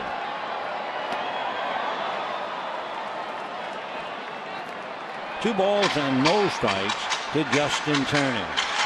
No one throwing in the Atlanta bullpen, but since they are familiar with the fact that Alex Wood had the flu, you can bet they're counting his pitches. They're 75 right now. Turner way out in front of that. 2-1 the count. So we have seen Alex Wood pitch tonight. He's not throwing 95, nothing like that.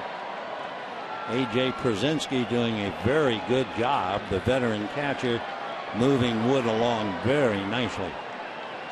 2-1. Gonzalez at first, Turner at the plate. In there. All of his fastballs right around 90. We haven't seen that 96 they talked about. Dodgers 1 run, 7 hits. Atlanta 1 run, 3 hits.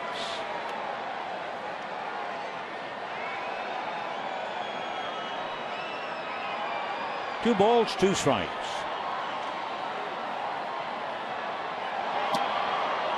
Overthrowing at 91.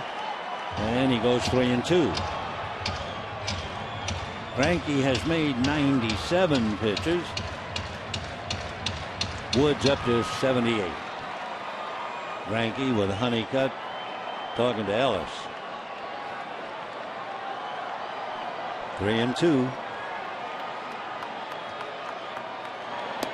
And the breaking ball misses off the plate. Down to second goes Gonzalez, to first Turner. That would be the first walk given up by Alex Wood. Alex Guerrero. So 2 on, 1 out. Alex Guerrero coming up. 79 pitches made by Alex Wood. Guerrero in the 2nd inning sent Cameron Maybin to the center field wall. Last time up, rolled a short, hit into a force play. 2 on, 1 out. 1-1, bottom of the 6th.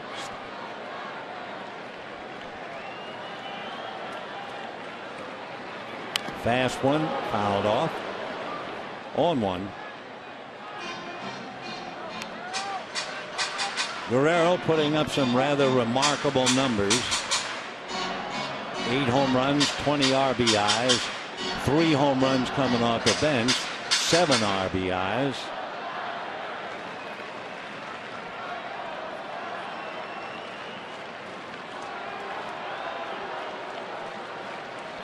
Oh, and 1.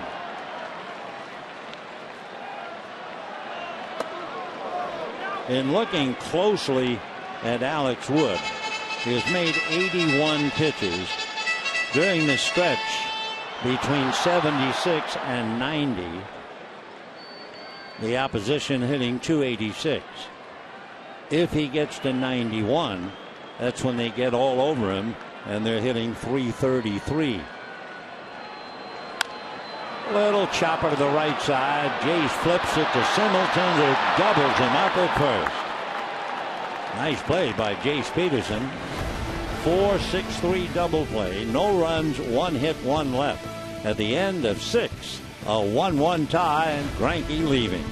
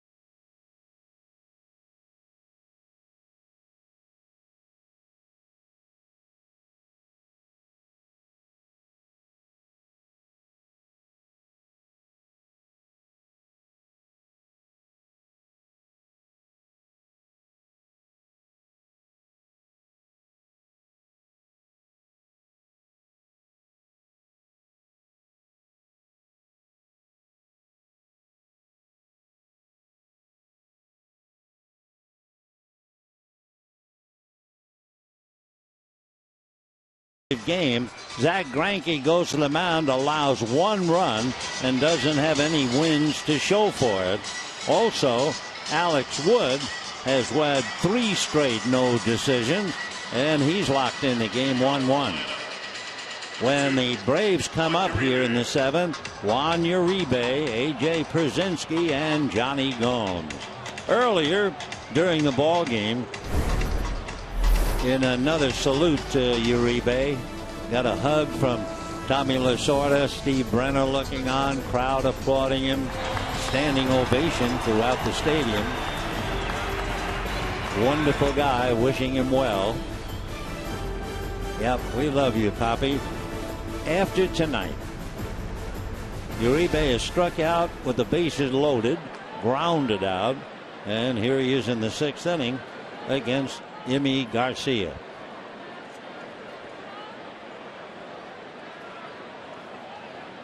And ball 1. You know, earlier we were talking about the pitcher John Lester with the Cubs, wondering about the record. I know that he was getting close. The length, the number of at-bats without a base hit in his career. 1-1. Well, he did set the record. He was retired in his first at bat against Max Scherzer to go 0 for 58. Joey Hamilton of the Padres back in the 1990s started his career 0 for 57. But Lester 0 for 8. And by the way, and oddly enough, in the record-setting at bat for hitting futility, John Lester hit one to the track at Wrigley.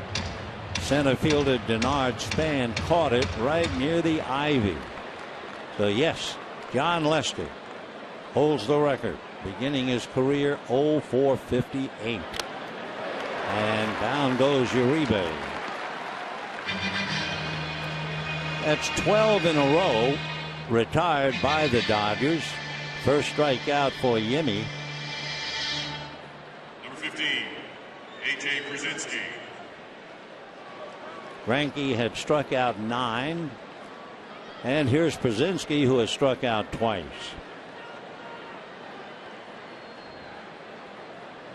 On deck, Johnny Gomes.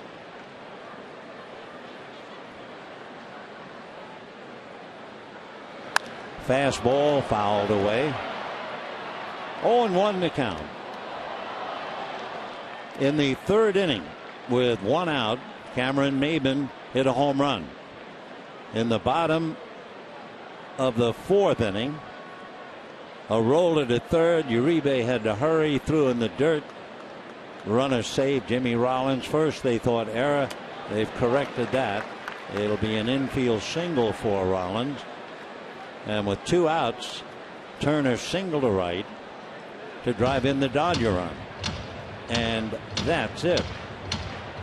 So the Dodgers 1 run, 7 hits. Turner has the RBI. 1 run, 3 hits for Atlanta. In the 7th. Foul tipped and down goes Przinsky. So he has struck out 3 times. So Uribe and Przinsky together have struck out 5. And Freddie Freeman has struck out twice. 7 strikeouts right there on the guys who are supposed to produce the runs. Well, as you probably know by now, the Dodgers leave and go on the road. And they'll go to St. Louis for the Cardinals. And then 4 games with Colorado before coming home. And talking about St. Louis, Matt Adams, you know, the big first baseman. He wrecked his leg, a quad today. He might be out for quite some time. Ball 1.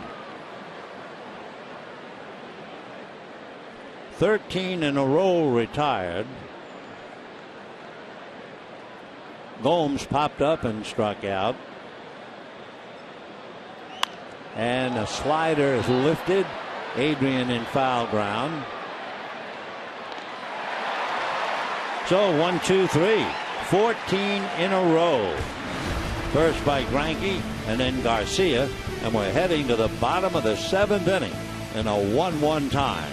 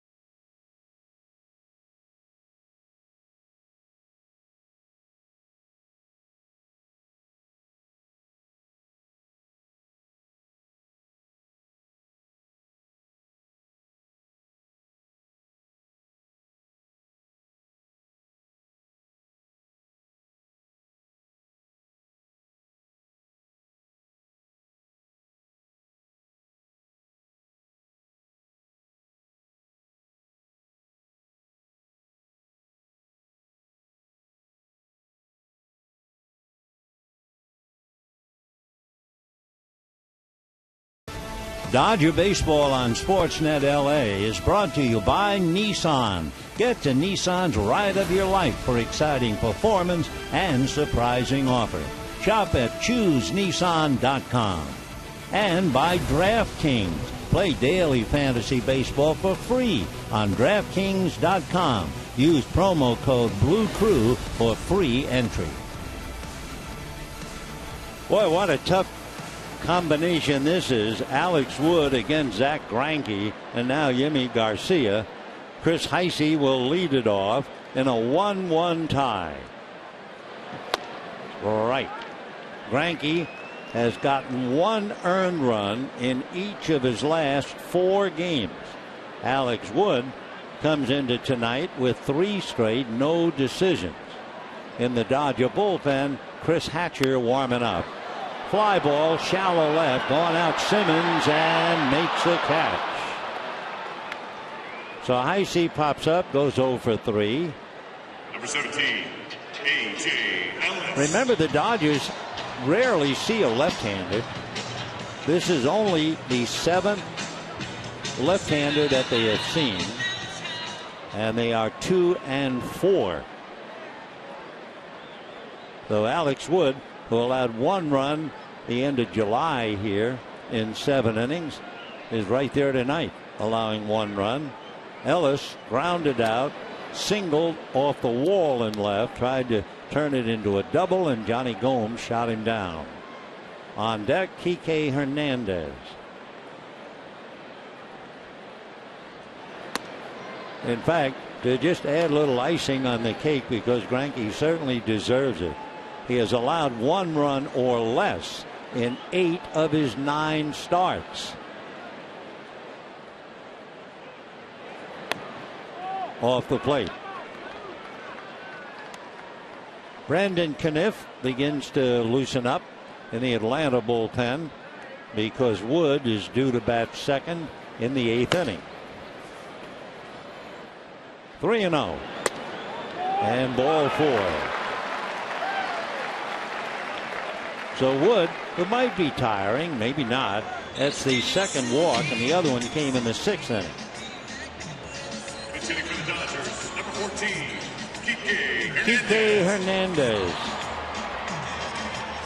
One thing the Braves want to do is get a little information out there as to how they want to pitch Kike Hernandez. So there's our man, Roger McDowell, going out to bring the info.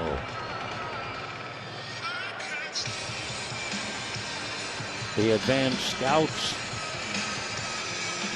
make a report on everybody on the ball club. So Kike checking in. He's hitting .257, 1 home run, 3 runs batted in. He's walked once, so he's had 35 plate appearances, and he has struck out 9 times. As a pinch hitter, he is 0 for 3.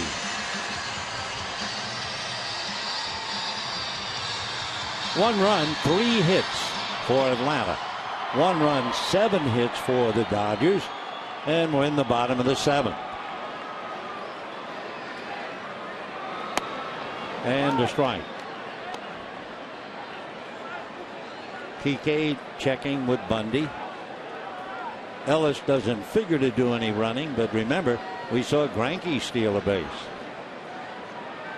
0-1.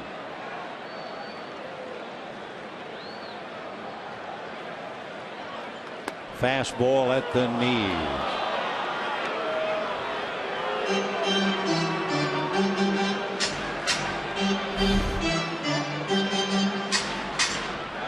Pretty good sinker, just did get a strike. 0-2.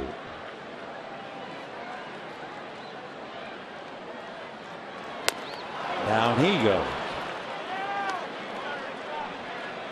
So Kike goes back to the bench. Number 31. That would be the 6th strikeout for Alex Wood. That means 17 fellas going down on strikes. Greinke struck out 9. Garcia picked up 2 more.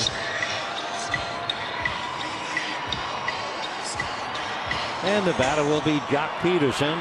Single to right, struck out, single to right again.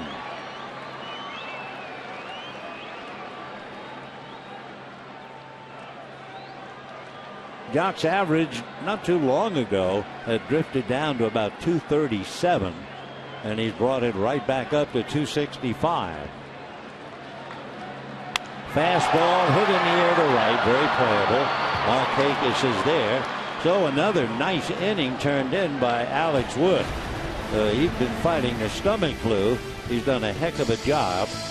He walks off 7 strong innings, just like last July. He allows 1 run, and they're locked in at 1.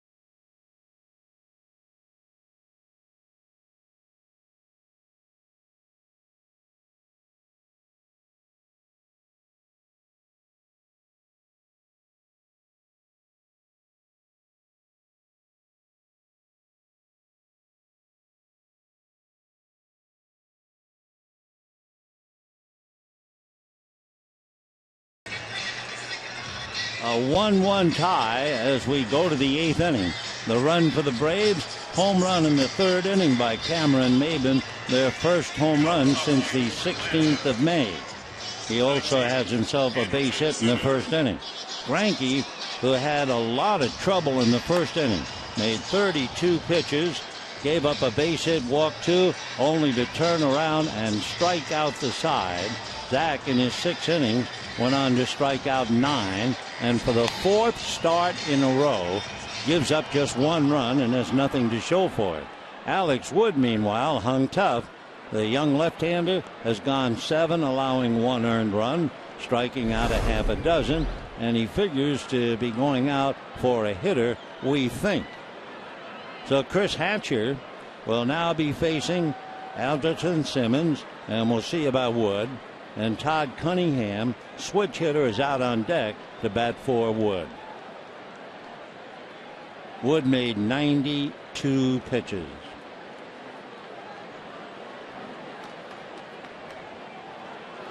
Fastball flare into shallow left center. That's going to drop. So Hatcher makes 1 pitch, fly ball single. Simmons 2 for 3, and Cunningham coming up. Todd Cunningham, a switch hitter, batting .357. He's from Jacksonville, Alabama. Went to Jacksonville State. Came up 2 years ago and had 8 at-bats.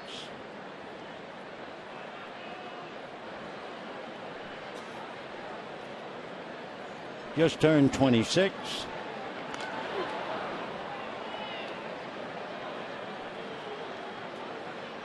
So Alex Wood, Dodgers have only seen him a couple of times, and he has been very impressive. Wow.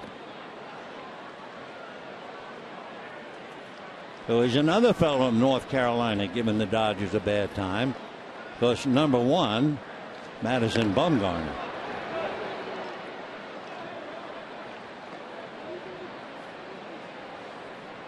Simmons at first, and Wood hoping.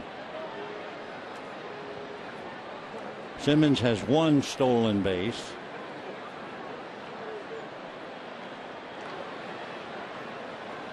And the bunt, the bat pulled back, and the pitch missing for ball 2.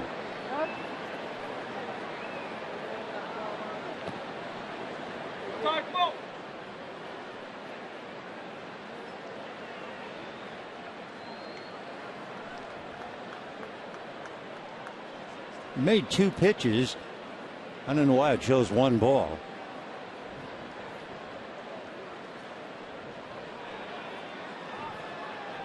That's pretty tough to do. Well, maybe that was his first pitch. All right, 1 ball and no strike. Simmons at first, nobody out in the 8th. 1-1 tie. Pull the bat back again. 2-0.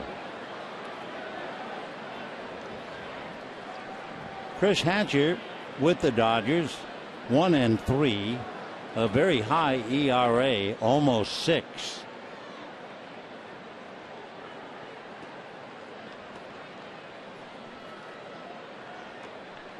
In the Dodger bullpen, Adam Liebertor, and in the Atlanta bullpen, Jim Johnson. 2 balls and no strikes.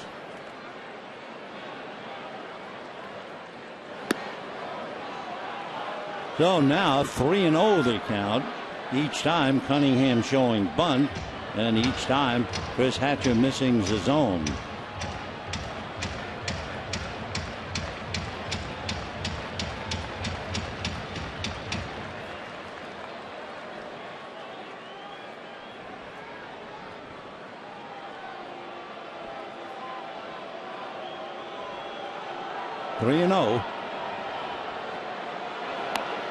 And ball 4. So Hatcher comes in from the bullpen after Yimi Garcia retired 3 in a row, striking out 2 of them, and Chris in trouble right away. Now Jace Peterson coming up. Honeycutt on the phone to see if Libertor is ready. Peterson, a left-hand batter, but then you have Maybin, who's right-handed. And here comes Mattingly, and he's bringing a hook. So Chris Hatcher gives up a single to Simmons, a walk to Cunningham, and he has to leave. And the Dodgers go to get Liberatore to try and get an out against Jace Peterson. So 2 on, nobody out. We'll be back right after this.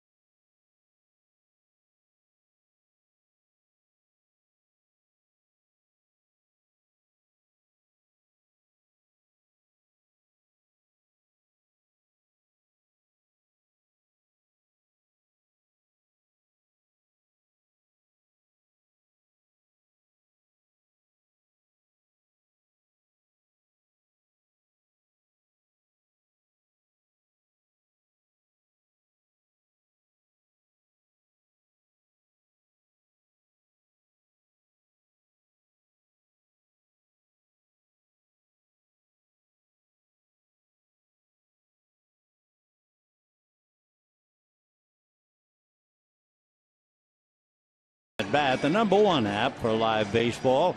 At bats up to the moment, at any moment, with in-game highlights, live look-ins, replay reviews, radio broadcasts, statcasts, and more. Get MLB.com at bat for your smartphone or tablet.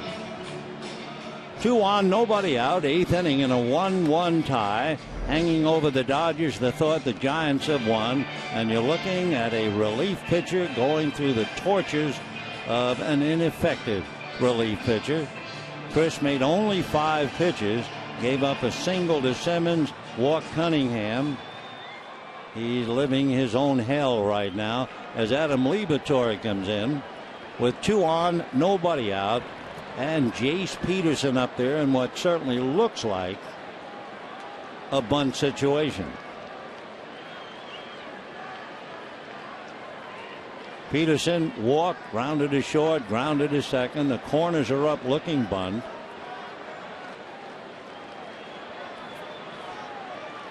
Shows bunt, takes throw down, not in time, and the pitch, 1 ball and no strikes. Good throw by Ellis. Anything to do to take a step away from Andrelton Simmons, the tiebreaker at second base. Peterson has sacrificed successfully once this year.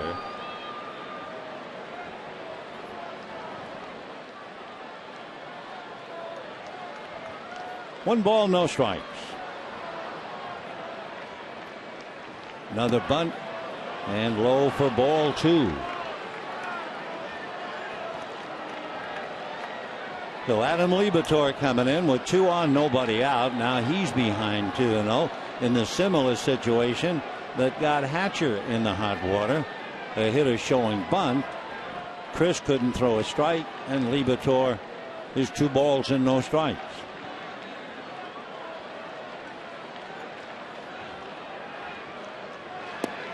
And would you believe, ball 3.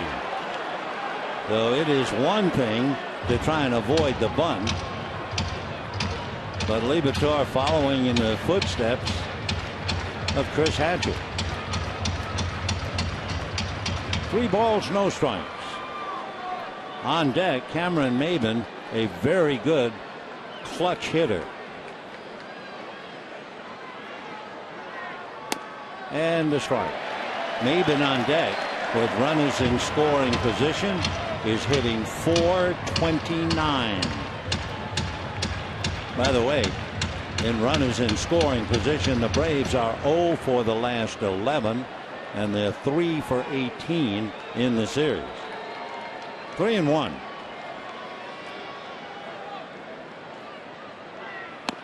The bunt is missed. 3-2. Again, Peterson checking with Bo Porter coaching at third. Is the bunt on or off? All right, Simmons at second, Cunningham at first. Nobody out. 3-2.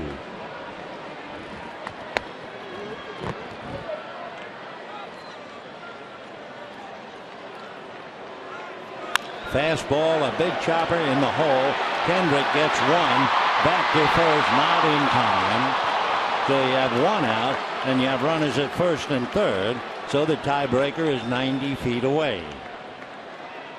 No chance for two on that ball. 4-6 if you're scoring. So now here comes Maybin. A.J. Ellis looking over in the Dodger dugout. They're positioning players. Number 25. Jock Peterson in straightaway center, and they're moving him a little bit, not much but a little, towards right center. Maybin singled to right, homered to left, and struck out. First and third, one out in the eighth in a 1-1 tie. And as we said, hanging over the Dodgers, the Giants beat Milwaukee. A Dodger loss, and their lead is cut to 1, and they're heading for St. Louis.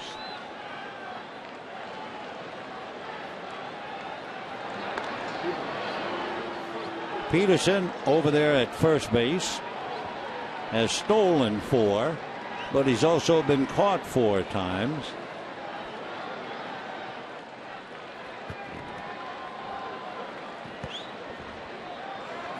Freddie Gonzalez has the pieces set on the board, first and third.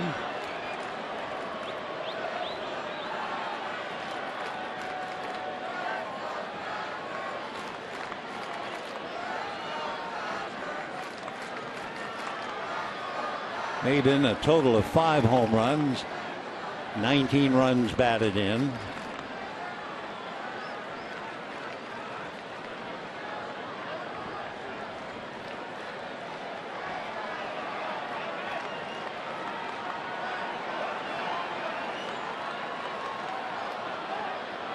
Fastball for a strike.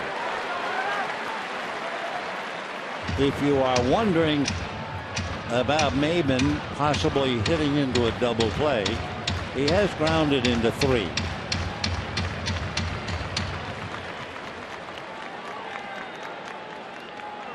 And Andrelton Simmons, who is the runner at third, has grounded into a dozen.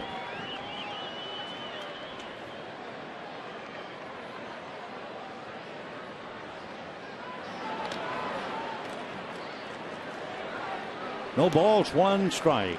8th inning, a 1-1 tie. Atlanta 1 run, 4 hits. Dodgers 1 run, 7 hits. Chris Hatcher alone in that desolate feeling area.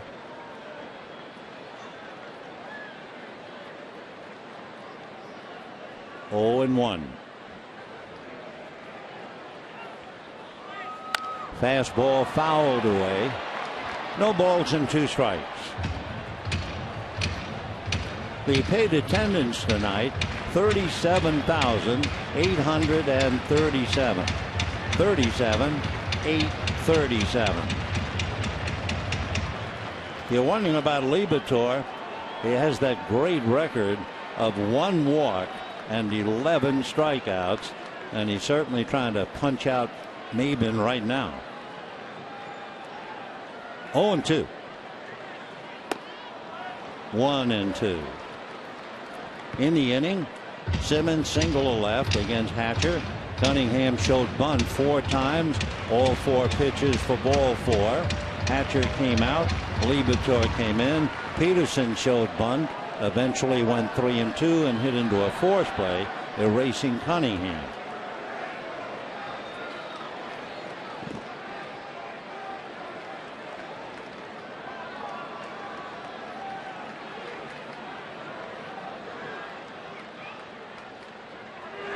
And foul back.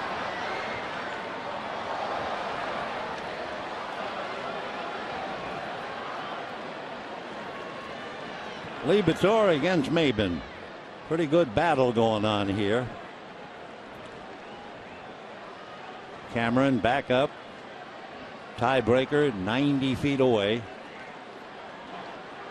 Jace Peterson, who runs well, over at first. 1-2.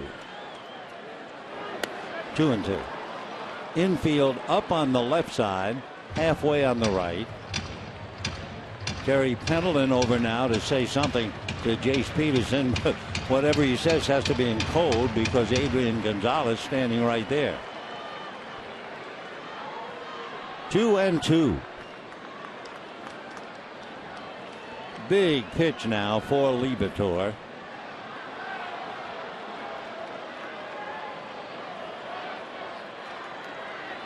Fastball hit to center. Hesitating as Peterson comes up, makes the catch, and they will not try to score. And Peterson airmails it to home plate. So fly ball to center, not deep enough. Jock hesitated, wanted to make sure he would catch the ball on the run. Here he comes. So he grabs it. That gives him extra. Holding at third is Simmons. A high throw couldn't have been cut off, but it was still a strong second out play. So Maybin cannot pick up the tiebreaker. And the batter now is Freddie Freeman. Freeman, of all people, who has struck out 7 times in the 3 games. First in game 1, 4 times last night, twice tonight. Fastball.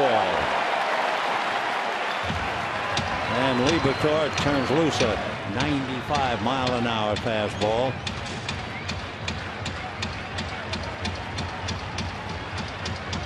Braves 0 for 12 and 3 for 19 with runners in scoring position. But you're looking at one of the tougher hitters in the game, especially with 2 out and a runner in scoring position. In his career, he's hitting .318. 0-1.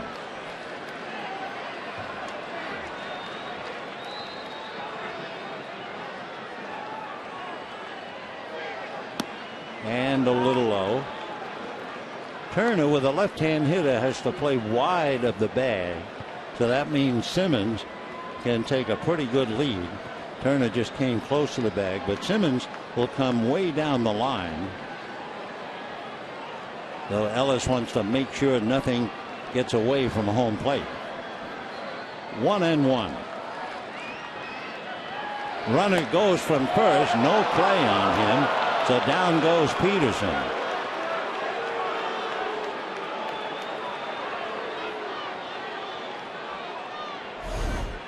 Take a look at that pitch.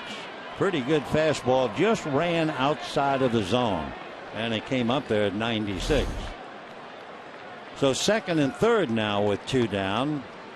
Another left-hand hitter, Markakis, on deck. First base open.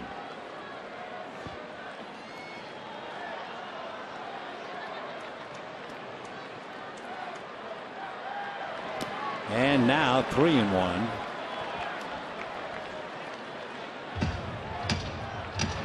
So Liberatore got a big out with Peterson, an even bigger out with Maybin. Now let's see, with first base open, you have Freeman, who's been striking out a lot, and you have Markakis, a contact hitter, on deck. 3-1.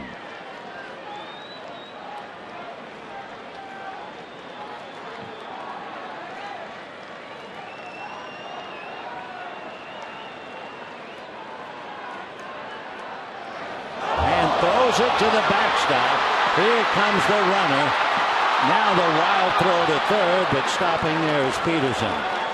So a 3-1 pitch turns out to be a wild pitch, and the Braves take a 2-1 lead. So Simmons, who had the leadoff single, comes home on the wild pitch. That run is charged to Hatcher. Peterson now at third. Freeman with the walk on the wild pitch, and the batter Nick Markakis. 2 runs, 4 hits for Atlanta. 1 run, 7 hits for the Dodgers. Hatcher feeling even lonelier. You can understand that.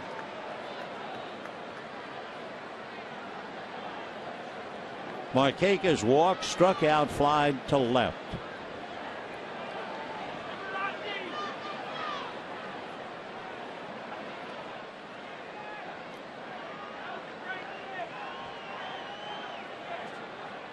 Fastball hit late and foul. 0-1. So in the inning, Simmons singled to left. Cunningham walked. That was all for Hatcher. Peterson hit into a force play. That sent Simmons to third. Maybin flied to center. While pitching to Freeman, Peterson stole second. And then the big wild pitch.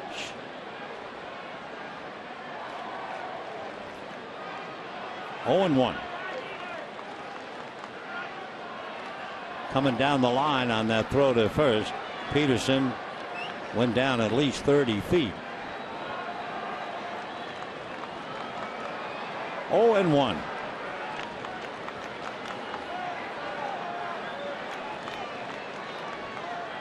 Freddie Freeman has 1 stolen base over there at first. You don't expect him to do any running.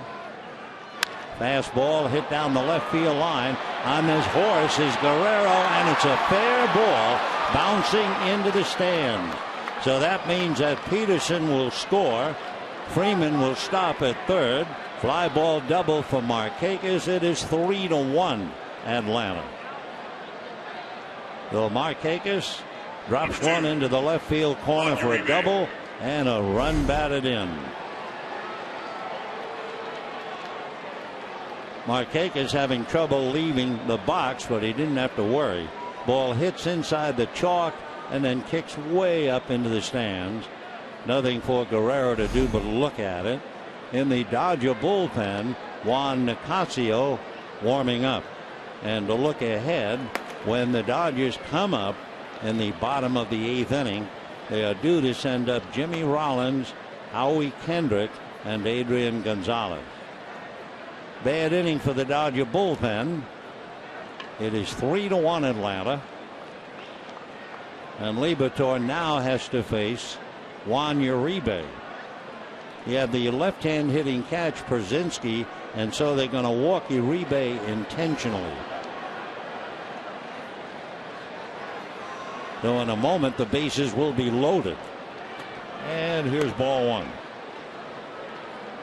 Uribe had struck out twice, grounded out, was originally charged with an error, and then the scorer changed it to a base hit. Though in a moment, bases will be loaded for A.J. Przinsky.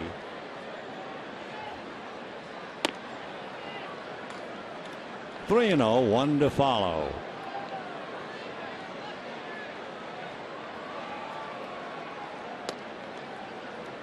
All right, Uribe goes to first. Markakis at second. Freeman at third. And here comes Przinsky. To repeat, Rollins, Kendrick, and Gonzalez coming up in the bottom of the 8th. Meanwhile, Rick Honeycutt out to instruct Liberatore how they want him to pitch Przinsky.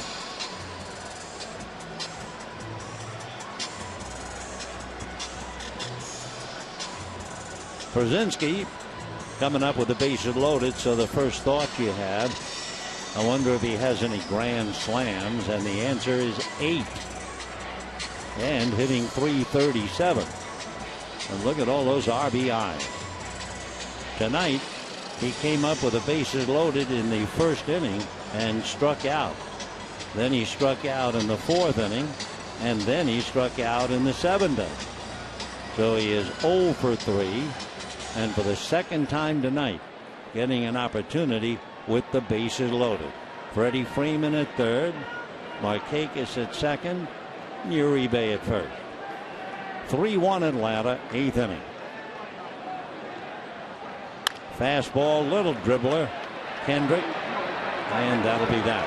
However, the Braves get 2 on 2 hits. The runs charged both Simmons and Cunningham's spot, and we're going to the bottom of the 8th. 3-1 Atlanta.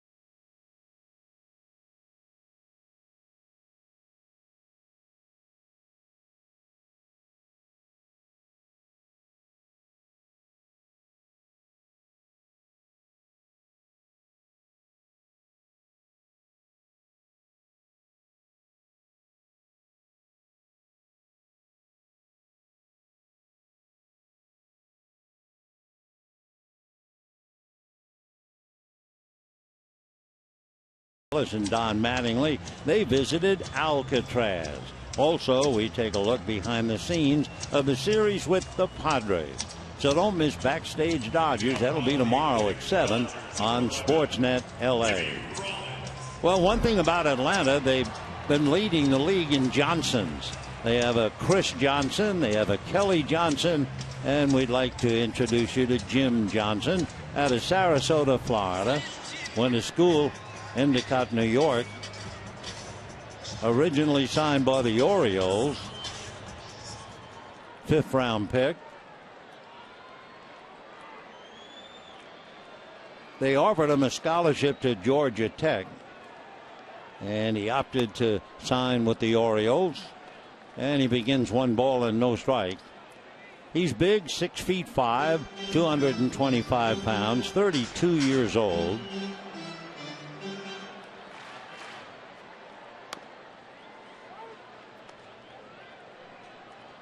One ball and 1 strike. Rollins flied to center, reached on an infield single, and hit into a force play. At 94, it looks like he's on his way to the plate at 6'5". He takes a big stride. Basically, fastball, curveball, changeup. They talk about the fastball as a bowling ball fastball, very heavy. 2-2.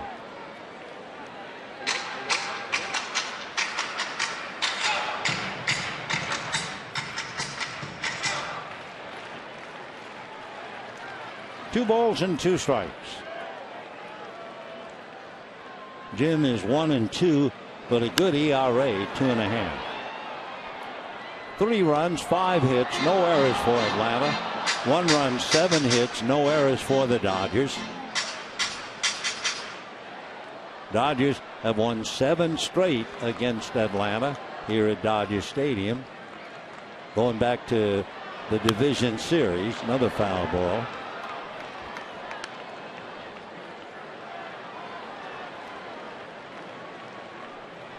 Dodgers trying to win their 29th game. More importantly, their 22nd game at home. And a good, easy moving fastball to blow down Rollins, 1 away. 47. Howie Boy, you're at the plate. You're looking at a guy 6'5", standing on his 10-inch mound, and he's throwing 94 and 95. Nice way to make a living.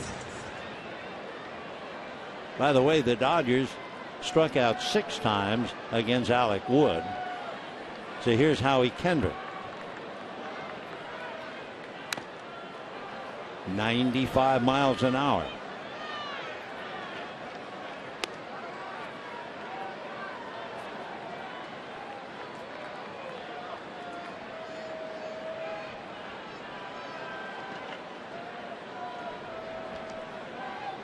Oh, and 1. Boy, he's really something. 0-2 the count. Big Jim. A couple of years ago, he didn't give up a home run, 68 innings. Fastball, chopper, foul. Still 0-2.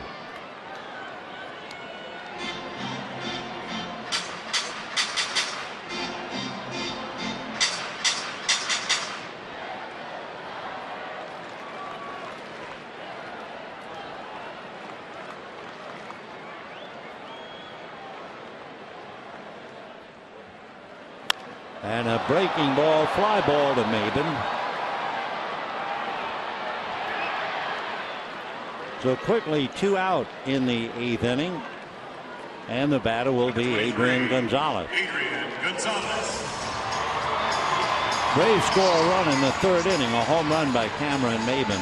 The Dodgers were fortunate to get a run in the 4th inning to tie it up. And then the Braves picked up a big 2 in the 8th. Gonzalez struck out, grounded out, and singled. Got as far as second base. Well, that's impressive. Nice easy delivery, 95 miles an hour.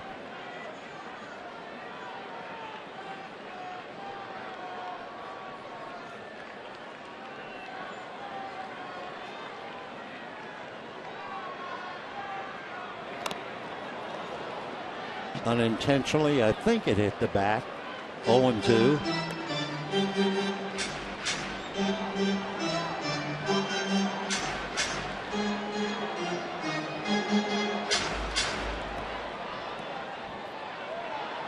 No balls and 2 strikes.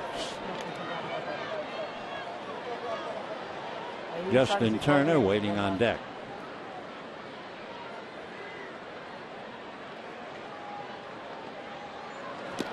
Got him. Well, now, how about that? The big man comes in and really restores order. Dodgers go very quietly, and at the end of 8, it's 3-1 Atlanta.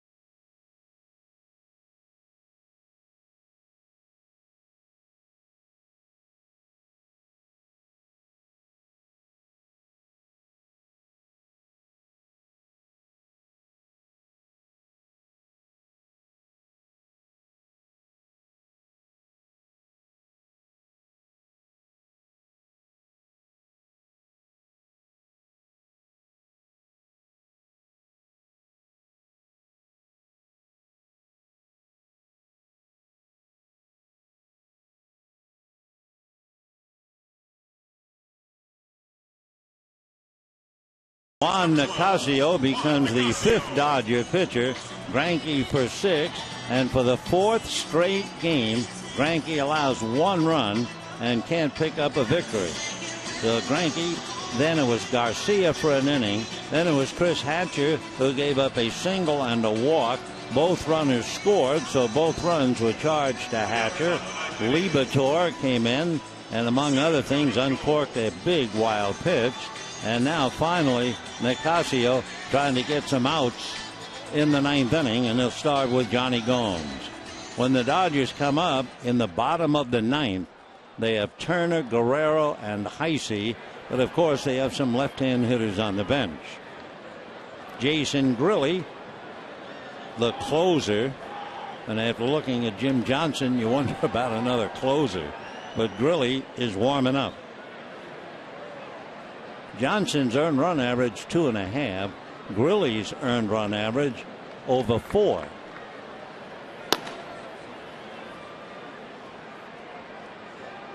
So Nicasio facing Gomes. Johnny is 0 for 3. Popped up, struck out, fouled out. Made a good strong throw to nail Ellis when A.J. thought he had a double in the 5th inning. And Gomes, playing the ball off the wall, threw him out. 2-0.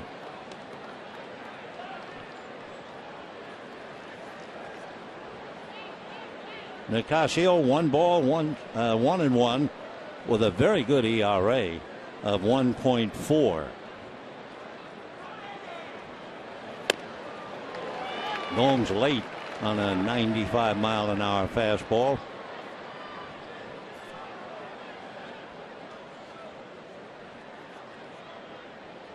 Gomes averaged down to 202.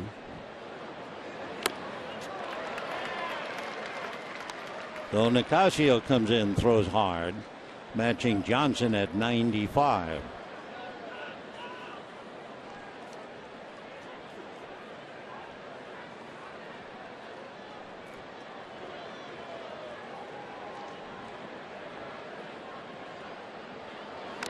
Foul back.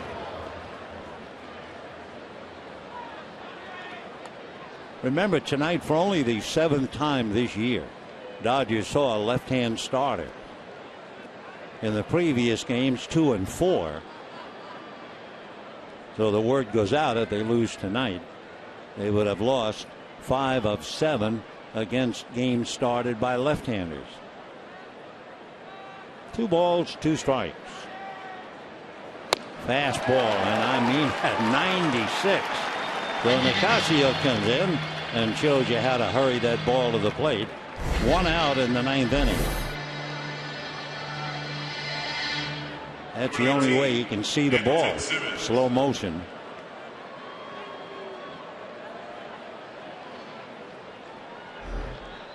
So a dozen Braves have bitten the dust, but they're leading 3-1. 8 Dodgers. So we've had a few strikeouts.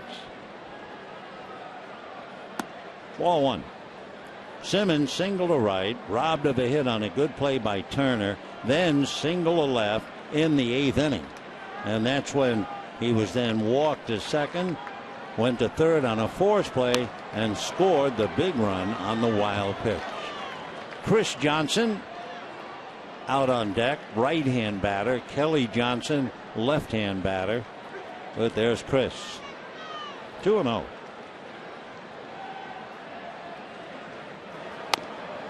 Three and 0.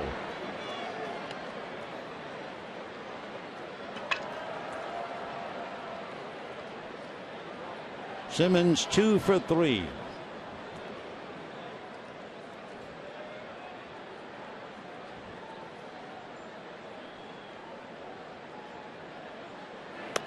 In there. 3-1.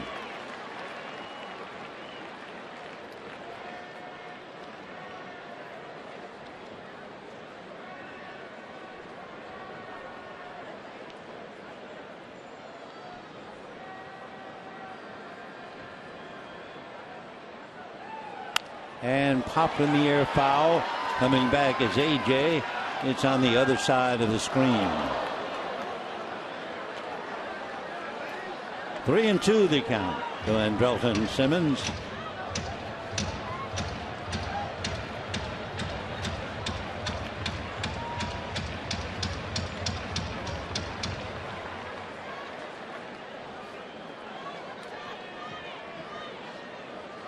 Yasmani Grandal rehabbing, hitting, but no catching. 3-2. And a high fly ball to left center, very playable. Peterson is there. 2 down, top of the ninth. 3-1 Atlanta. Chris Johnson coming up. Chris, third baseman and first baseman. He's a chip off the old block. You may remember a former big leaguer, Ron Johnson. Well, he's his son. Ron played a few for the Royals, but spent a lot of time managing and coaching. So Chris Johnson, well taught in the rigors of the game. He's been with the Braves. This would be his third year. Foul ball. Chris was originally signed by the Astros, went to school at Stetson University in Florida, came up with the Astros, and eventually to the Braves, 2013. Somebody asked him, when you came up to the big leagues, what did your dad have to say to help you? That's going to be fair, and he's going to be out, and a high throw. Whoa. But the Dodgers got away with it. What did the father say to the son, Chris Johnson, going to the big leagues? Don't do anything stupid. That's a father to a son. Bottom of the ninth inning, 3-1 Atlanta.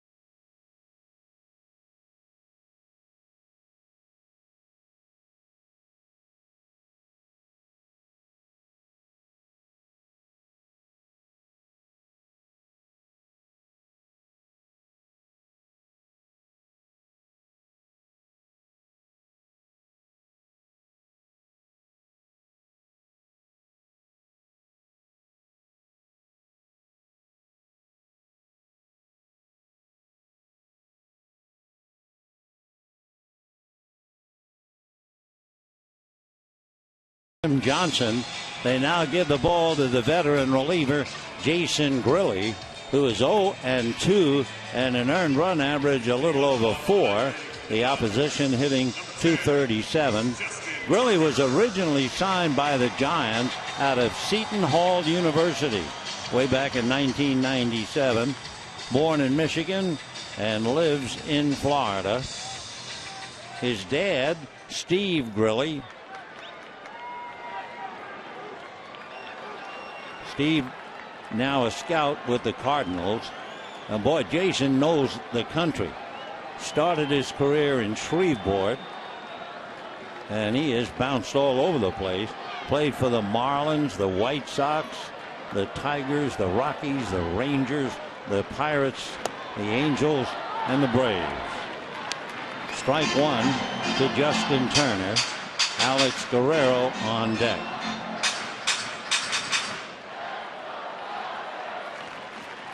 Oh, 0-1. Turner grounded out, singled and walked. 0-2. In looking closely at Grilli's numbers, he's been in 16 previous games. He has walked 7 and struck out 23. He's allowed just 1 home run. The interesting story is always brought up about Father Steve and son Jason. Steve made his debut with Detroit September in 1975. Jason, acquired from the Red Sox, made his debut for Detroit same day, September the 19th, 2005. They were 30 years apart, father and son, with Detroit. Still 1-2.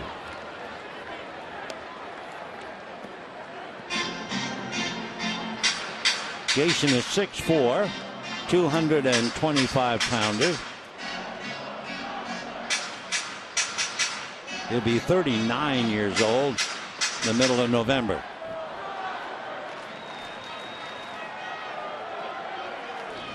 Oh, and 1-2 now. Slap foul.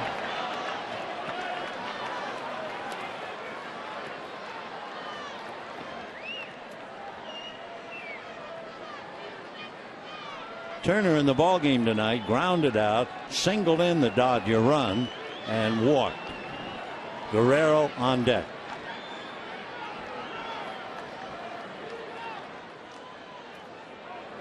Fastball popped up. Who will take charge? It looks like second baseman. Yep, Jace Peterson. So we have one out in the ninth inning. And the batter, Alex Guerrero. Number 7, Alex Guerrero. Guerrero in the second inning, long fly ball. Maybin caught it right at the wall in center. Hit into a fourth play in the fourth inning. And then Alex grounded into a double play to end the sixth.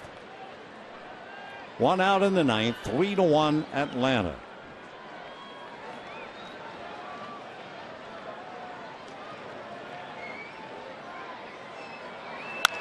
And a high drive to right field. Back goes Markakis. Way back. It's gone.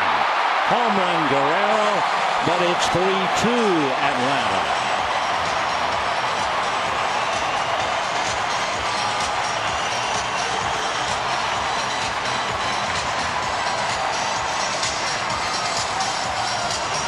So Alex Guerrero comes up with his 9th home run, 21 runs batted in, and the Dodgers get to 1.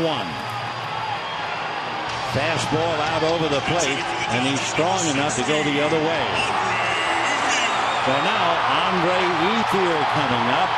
He will bat for Heisey.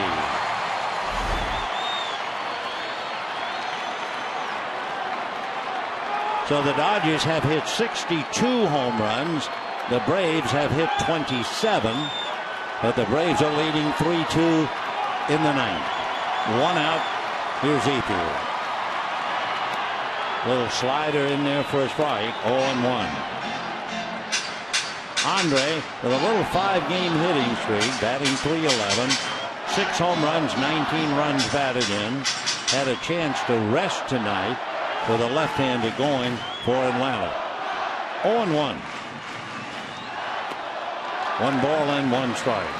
The crowd 37,857.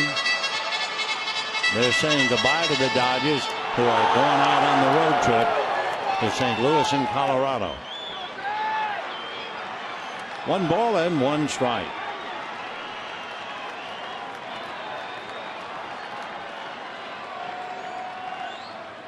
Check swing foul. With Grilly, you get a good slider. He has a sinking fastball. He throws a cutter and a changeup.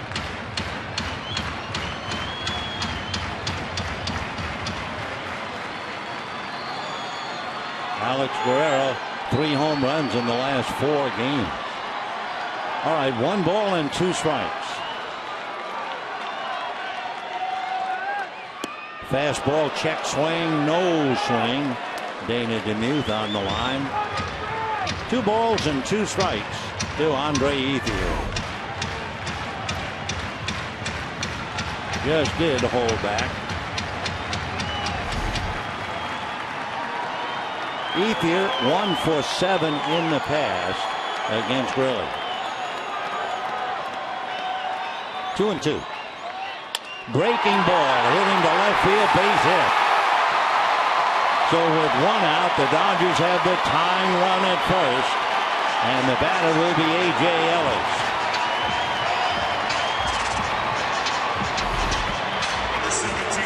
So a breaking ball up, and Andre just went the other way with it. Dodgers have 9 hits and only 2 runs.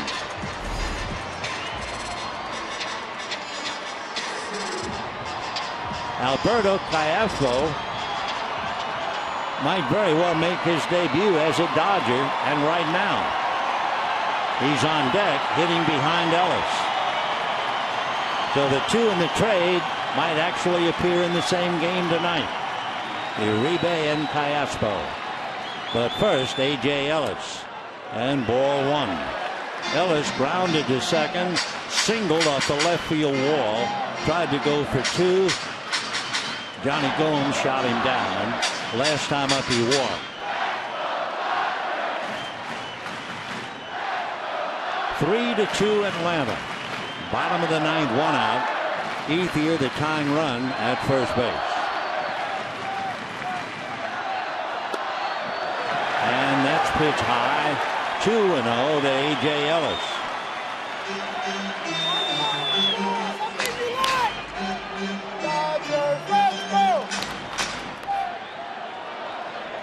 Alex Guerrero giving the ball club a lift with the home run.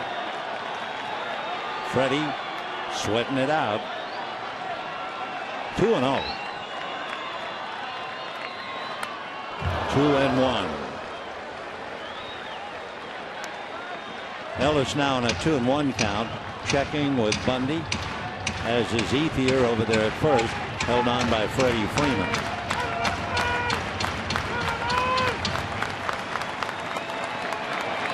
Two balls and 1 strike.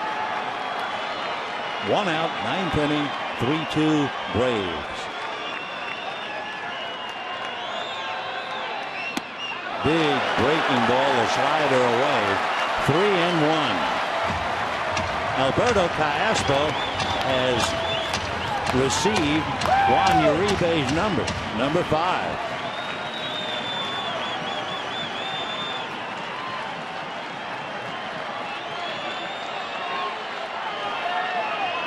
Ethier, very short lead, time called. Called at the plate. No beach ball or anything on the field. Big pitch, 3-1.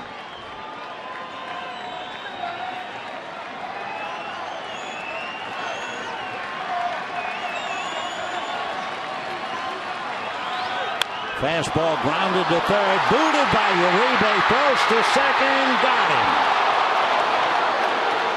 Juan Uribe unable to handle the ball cleanly and just did nip Ethier at second base. And the Dodgers now down to their last out, and Castro will be coming up. If Uribe handles it cleanly, that's probably a double play. It looked like the ball took kind of a bad hop and hit him in the chest, but he was still able to get it to the bag in time. Close play, that close, but he was out. All right, Uribe stays with the bad hop. Austin Barnes will now run for Ellis.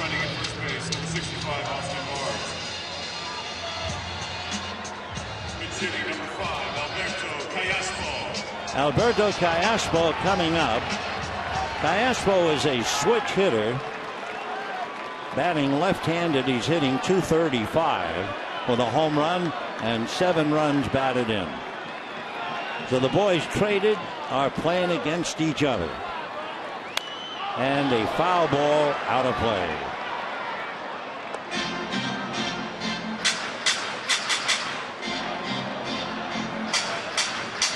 Castro from Maracay in Venezuela.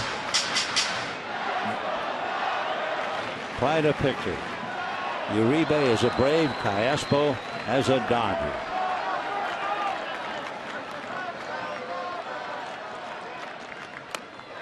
Oh, 2.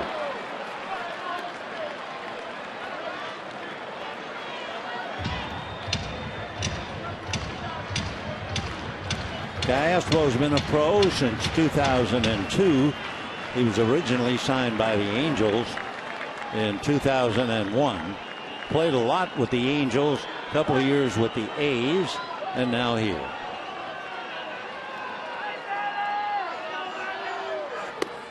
One and two. 3 runs, 5 hits for Atlanta. 2 runs, 9 hits for the Dodgers. No errors. And the crowd, 37,837. They know the Giants won. Dodgers lose. Their lead would be 1 game. And they're heading for St. Louis. Still 1 and 2. Callaspo's about 5'9", but he weighs 200 pounds. He was originally signed by the Angels, plays first base, second base, and third base.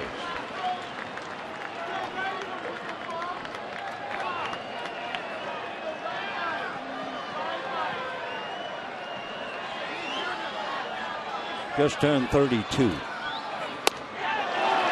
2 and 2.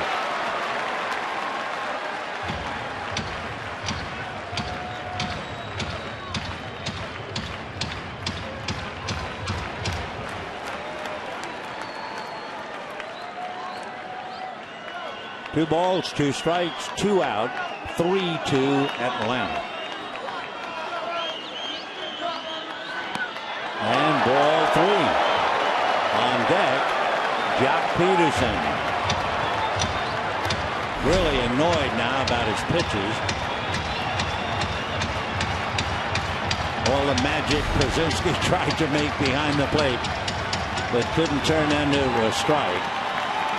So 3 and 2, tying run will be in motion. Barnes going from first.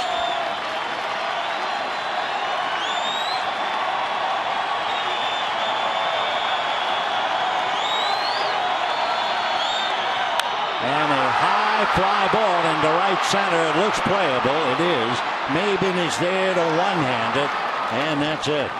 Callaspo, a fly ball to center. The Dodgers wind up a buck short. They get a run on the home run by Alex Guerrero. All the pressure and butterflies, whatever, it's all history for Uribe and for Callaspo. And the big play of the game had to be Nick Markakis. It came in the 8th inning and doubled into left field, scoring Jace Peterson. That was against Adam Libator. It just did drop fair, kick up into the seats, and the Braves used that run to get the victory, salvage 1, and now they're off. The Braves are off to play 4 in San Francisco, and the Dodgers are off in St. Louis. We'll talk to you then. Till then, from all of us to all of you, we wish you a very pleasant good evening, everybody.